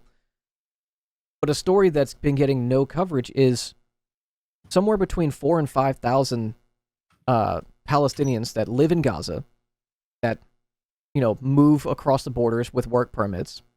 They tagged them. They not only did they tag them, they put them in a fucking labor camp. Yeah. Like, we are doing the thing. They have number tags now. We've reached that point. You know what baffles me? I always thought, would I be a Nazi in Nazi Germany? Like, would I be a Nazi? Okay, all right, go ahead. Like, would I have not said anything during that okay, time? right, okay. That's what I'm saying. Like, I'm not saying would I be like a Nazi, like, I Right. would be like, would I be like someone who was a bitch and succumbed to the government's propaganda? Like, and would you be the person the First They Came For poem is talking about? Yes. Okay. Yes. Yeah. First they came for, bro. No. I would be number one. I'd be like, no. Right. First they came. I'm like, why are you coming for that person? You fucking weirdo. Right. Sick ass. I'd be streaming from, it's my bedroom in Poland being like, what is this? Yeah. It's fucked. Yeah. Chat. It's fucked. Dude, my ass would be digging tunnels for the Jews to get out. I'd be like, fucking, I'd be like, yo, I'm going to dig this tunnel. We're going to get the fuck out. We're all leaving. We're going to go to Brazil. Okay. Hell yeah. Hell yeah. Then we're going to change our name to DeVolder and then Santos. Yeah. There's it's like the diaspora of Lebanese people. There's like more, I think there's more Lebanese people in Brazil. Oh. No. Yeah. There's a lot of Lebanese people in Brazil. Like, are you aware of the American diaspora in Brazil? No, but I want to know now. There is a town in Brazil that was settled in the immediate aftermath of the Civil War that is literally like a little Havana, Georgia, we'll say. And it's these white people who are speaking Portuguese today, and they're running around in like antebellum South uniforms and like bellow the ball gowns and flying Confederate flags. Because they were like, oh, you're getting rid of slavery, you're freeing slaves. Well, we're gonna go to Brazil where it's still technically legal and there's plenty of sugar there, and we know how to farm that. What the fuck? Dude, I'm dead serious. I want to go there now. Dude, content. Think of it.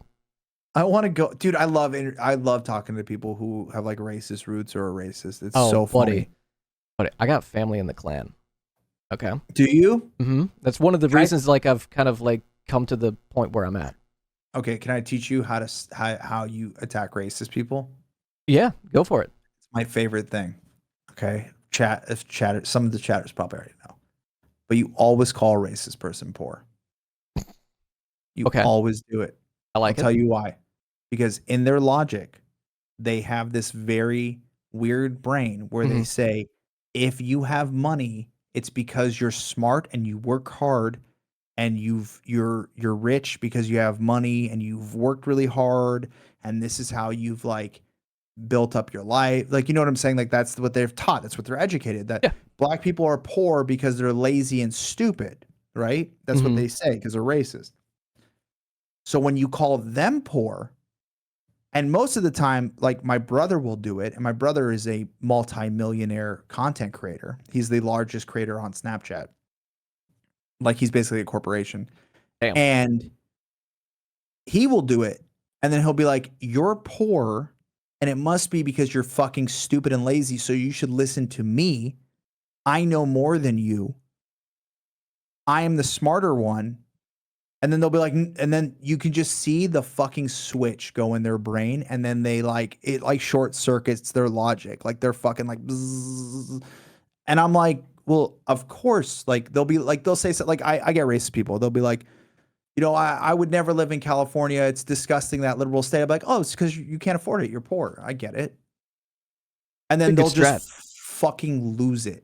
It's fucked up and classist, but it's the best response to racism. You know? Write that down, chat. Weaponized classism.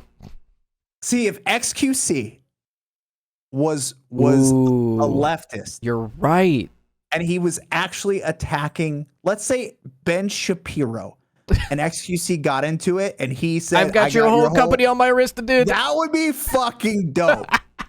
You're right. But he says it to people like who clearly are in the moral right. Right. You know, like it would be sick. We need XQC to come in. Like, you ever seen like one of those Godzilla movies and then they team up with Godzilla to fight the other bad big monsters? Yeah. That's who we need. We need XQC as Godzilla to come in and basically be like, you know, hey, I got your whole house on my wrist, Israel. It'd be over. You know? I love this plan. I love this. That would be the movie. Could you imagine though? Like he just starts ratioing Ben Shapiro with money. Matt Walsh, I've got your whole house on my wrist, dude. Yeah. You need to be the guy who, make me the #1 streamer. I'll fucking do it. I'll think it's hilarious. Hell yeah.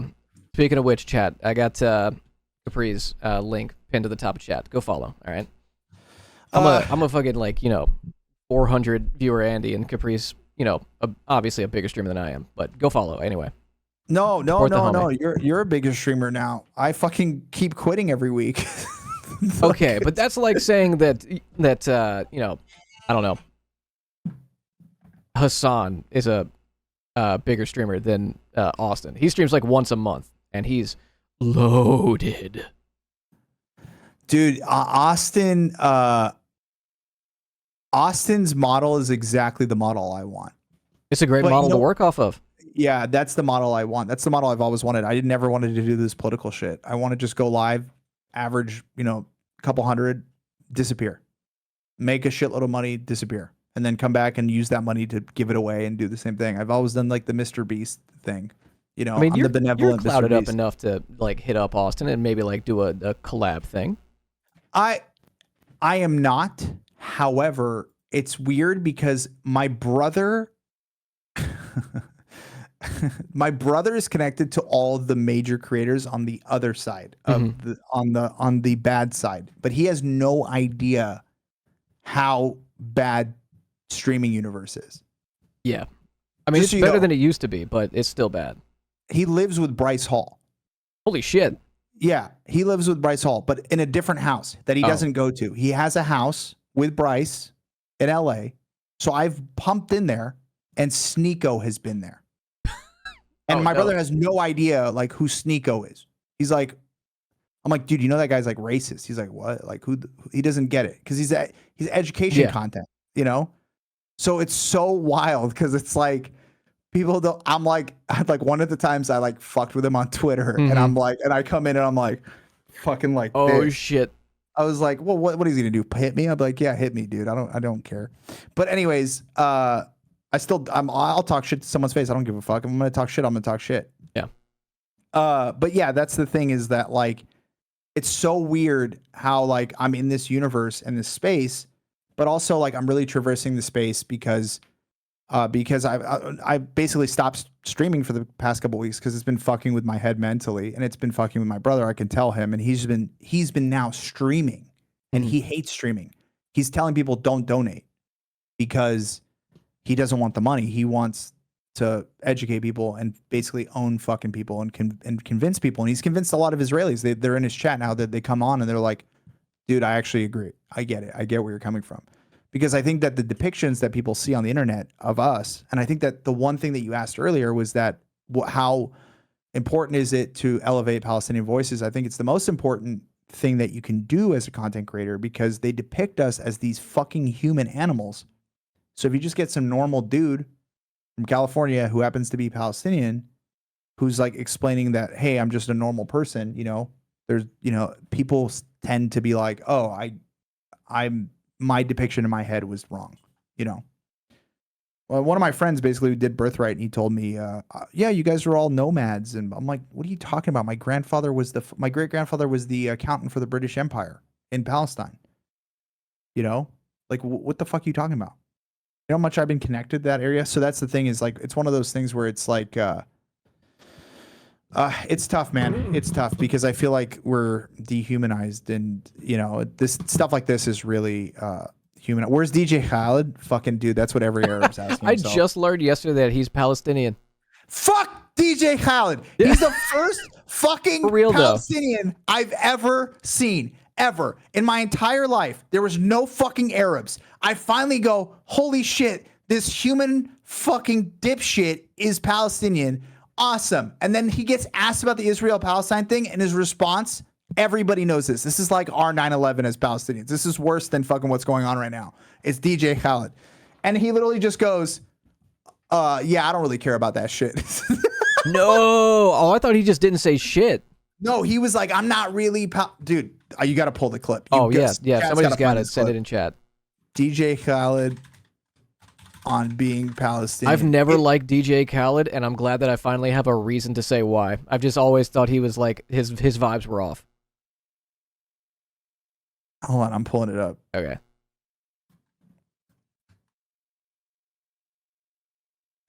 Yeah, fuck this. This is it. Okay, here, I'm gonna share my my screen. That Still have family in Palestine. where is my...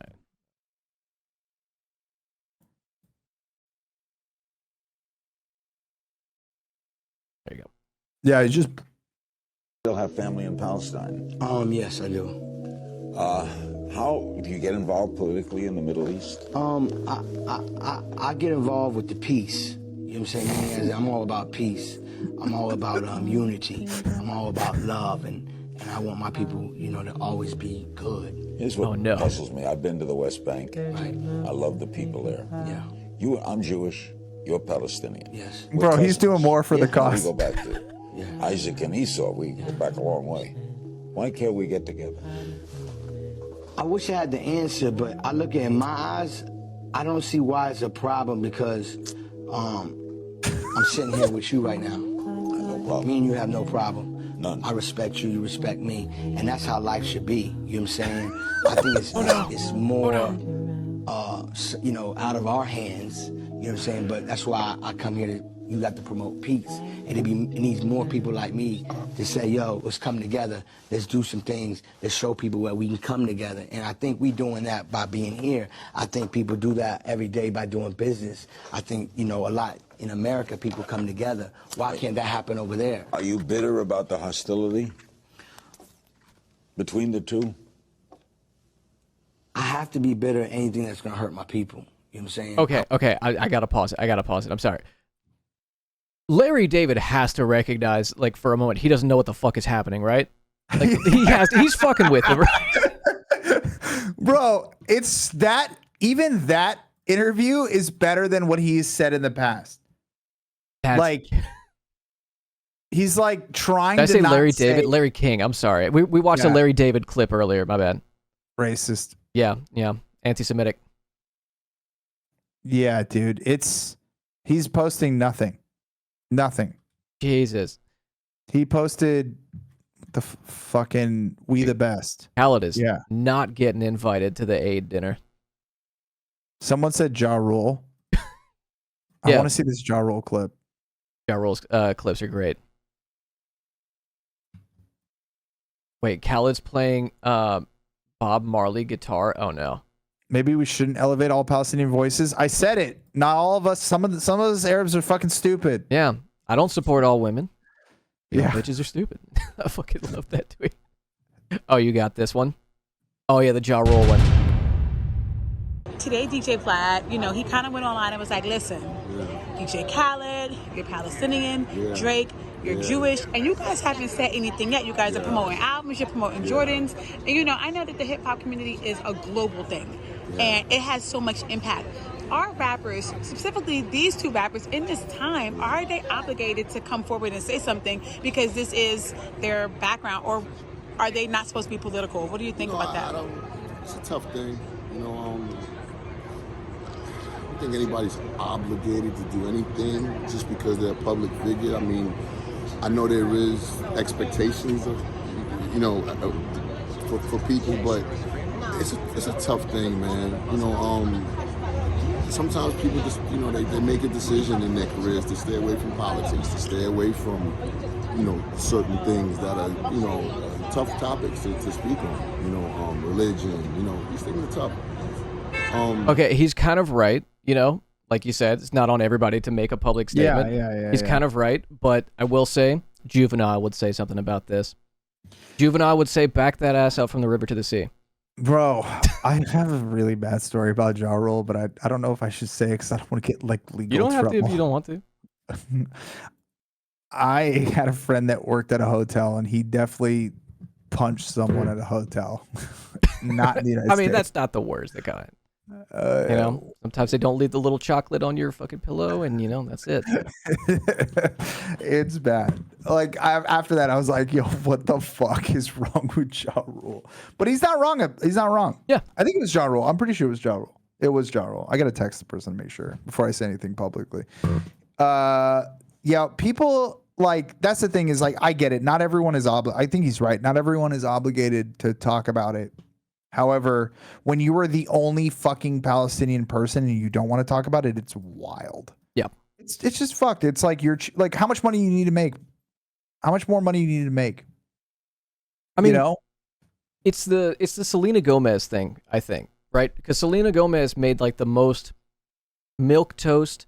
I hate violence. I hate seeing it, no matter who it's happening to, and got shitted on for, you know, being kind of like, you know, both sides in the issue. It was a whack ass take, though. It was. I mean, it is so whack ass fucking- take, but like it's the bare minimum, right? And then ended up signing on to the, you know, pro-Palestinian pledge with like Drake and Gigi Hadid, or whatever her name is. I don't know. Drake signed it.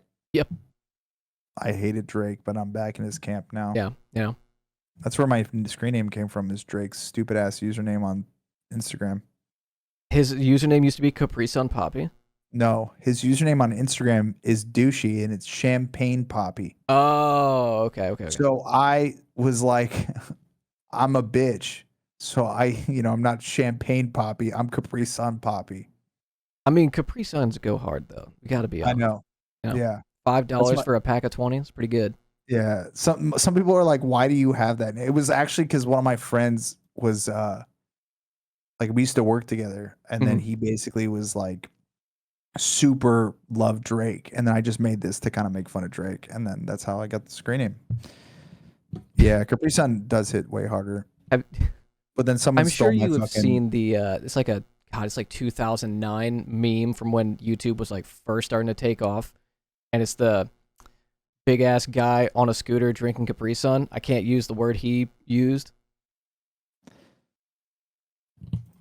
Fuck, I want to see it. I'll link it to you in Discord. I can't show it on stream. Okay. But yeah. I don't know why that just came into my brain. Oh yeah, I've seen you know what I'm this. talking about? Okay. Yeah. Oh, it's so good. Dude. Every now and then I'll watch that. It just makes me laugh. It's so good. Dude, I miss old YouTube. It felt, you know, obviously there was a lot of racism and bad stuff, but it also felt really fun. It felt like TikTok in 2019. TikTok in 2019, I think, was the best year for TikTok, and it's been downhill since then. I think so. Although in this moment, TikTok is yes, crazy. I'm back on TikTok. Yeah. I stopped watching TikTok. I've been watching it constantly because of this. Yeah. This makes me feel like TikTok has replaced what Twitter used to be during the Arab Spring. Do you have you seen Rathbone's No. stuff? Rathbone is very good, and he's been hammering the talking points. He does the like, you know, I'm playing both sides, but clearly I have like a slant, right? Where he's like, oh, I'm the pro-Israel guy, I'm the pro-Palestine guy, and he's been doing great. He's out of New Orleans. He's a homie. If ever you want to chat with him, because he's having a pop right now, let me know. I can get you in touch with him.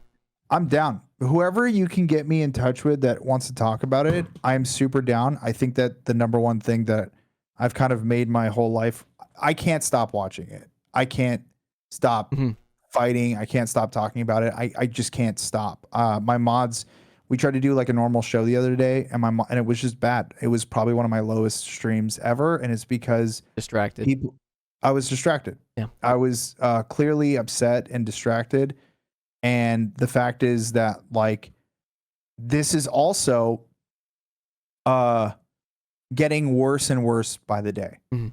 I mean, we have subs being deployed currently to the Israeli, area, or to Israel, nuclear subs. We have Iran and the United States relations breaking down, even though behind closed doors they're working together. Mhm. I also have friends in a lot of places that I get a lot of information from.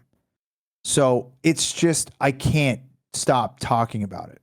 And I think that that's the good thing, is that like I don't think we should, because if we are ever close to emancipation, like not emancipation but freedom or whatever, it's this moment.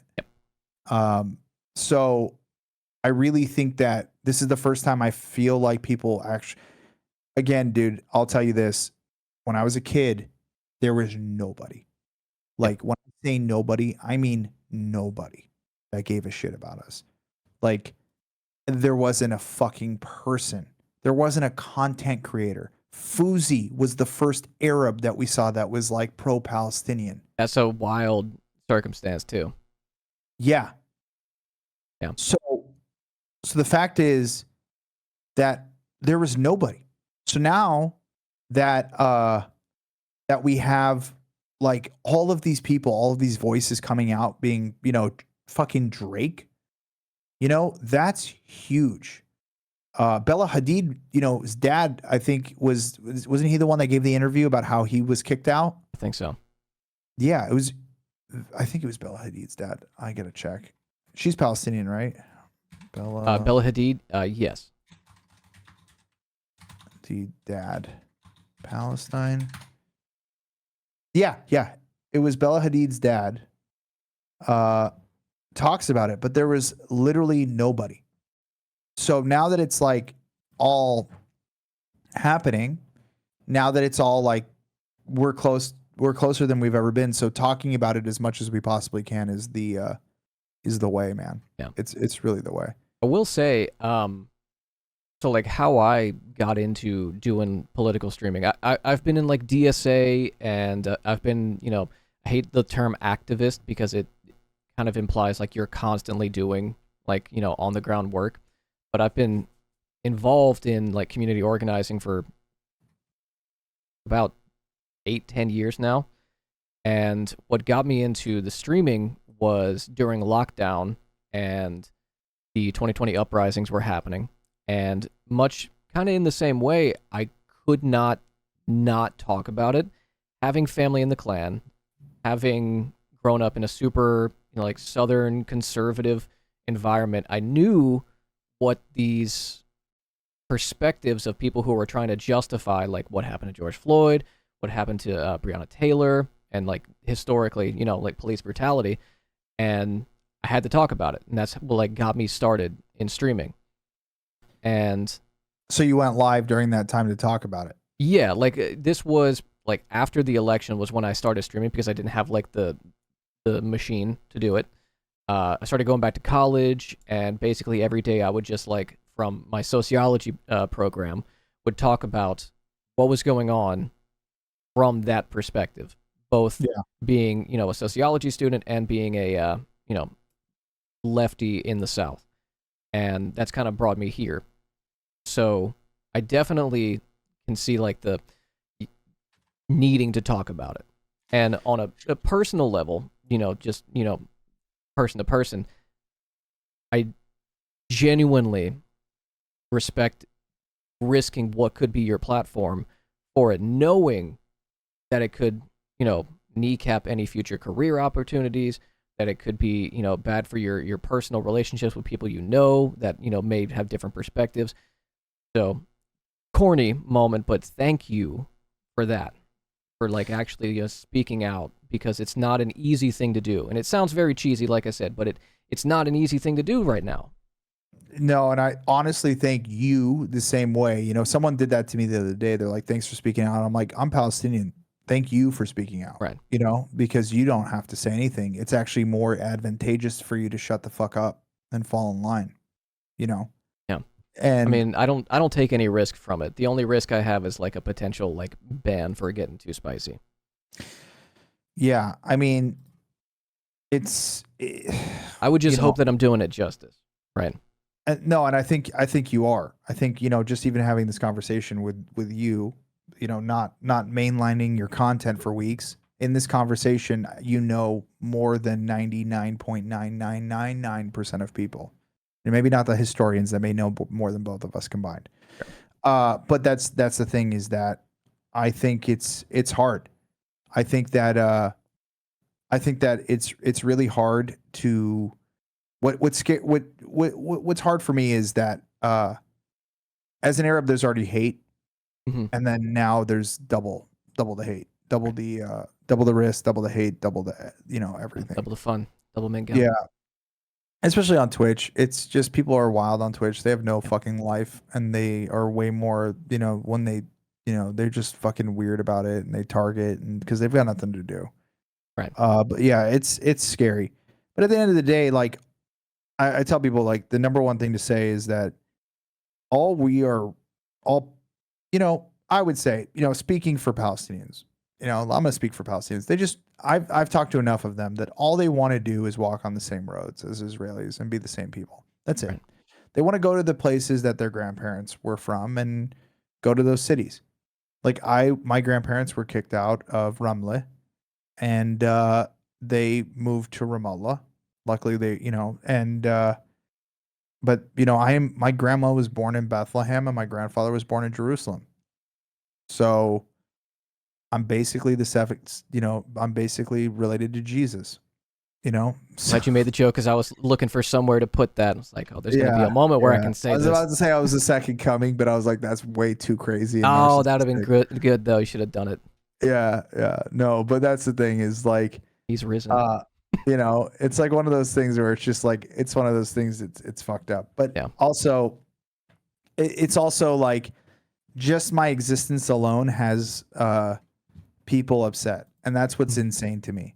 You know, I just tweeted, you know, hey, I'm from this area. And then people were like, oh, you're not from there. I'm like, bitch, give me your DNA. Give me your DNA. I want to do one of those cut videos with like 5 Israelis. Are you on the Jubilee casting email list? No, Frogan's been trying to put me on, but are they here in LA? They're in LA, right? They film with my LA brother is a lot. Jubilee. Cut is Seattle. Yep. Okay, so my brother's been on a gazillion of them. Like, really? Yeah, he's been on like they love him. Interesting. I don't know your brother's content, so like I've probably like watched it on this stream and not known. Yeah, he's been on the Who's the Richest, and okay.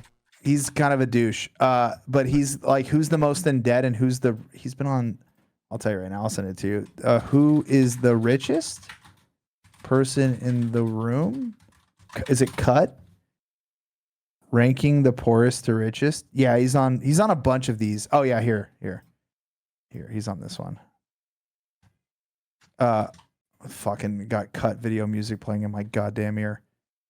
He's the one that's dark brown. Okay. Yeah, he's number 4 on this video. But yeah, he's also been doing like a lot of stuff on TikTok that honestly I'm just proud of him, because he's got a huge risk.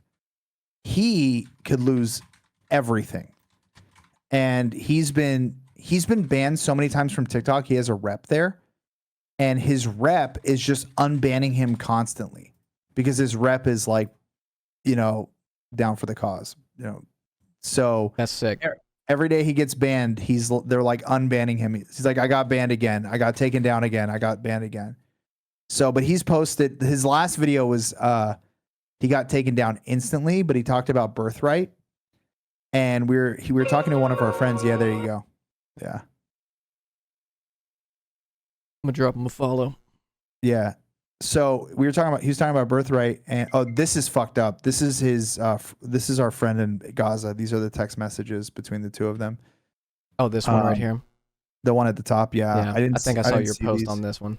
I posted his text. I just ripped it from his story because he was busy and I was like talking to him. I'm like, what happened? What happened? He's like, I posted about it. I forgot to tell you. Like, because I text him on IG, but on IG, he doesn't get the same signal as WhatsApp.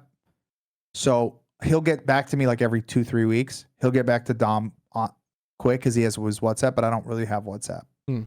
So I never really text. Like I have it, but I don't use it. So I always forget. So I keep texting him like, are you okay? Are you alive? Are you okay? Are you alive? And like his response to Dom, and I was like, hey, did you talk to him? Because he's also like Arabic is his first language. He's very good in English. Because the way that Dominic met him is that this is a cool story, just to be nice to humanize people in Gaza. He stole my brother's content, reposted it. He was Eclipse Industrial Complex, Andy? Yeah.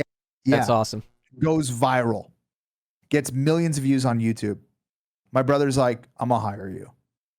Like, I'll give you a job. Like, can you do that same shit with my content, but can I own it instead of like taking it from you? And that's how they became like friends and stuff. That's awesome. It was cool. It was really cool. He was like, and then he was like, yo, this kid's in Gaza, like he wants to work and do all this shit. So it's like really funny. So that's how they like became like homies, is that basically he just hired him because he was like, yo, I'm not gonna like copyright strike you, keep your shit up, whatever, but like will you work for me and do it for me? You know? That's awesome. It was cool, man. Anyways, I'm gonna head out. I've taken up a lot of your time today, so I'm sorry about that. And I've been fucking rambling on, but I also am, like I said, can't fucking stop talking about it. No. But anyways, all right, guys. Thank you guys for having me. Gremloe, fucking appreciate it, dude. You've been a real one. Not a problem. I'll send you some people that would love to have you on. Dude, whoever you want, I'm super down. I'm making this my fucking life's work right now. So I appreciate you. All right. And whoa! That was the best way to end it. That was beautiful. All right. All right, dude. I appreciate you. Bye. What the fuck?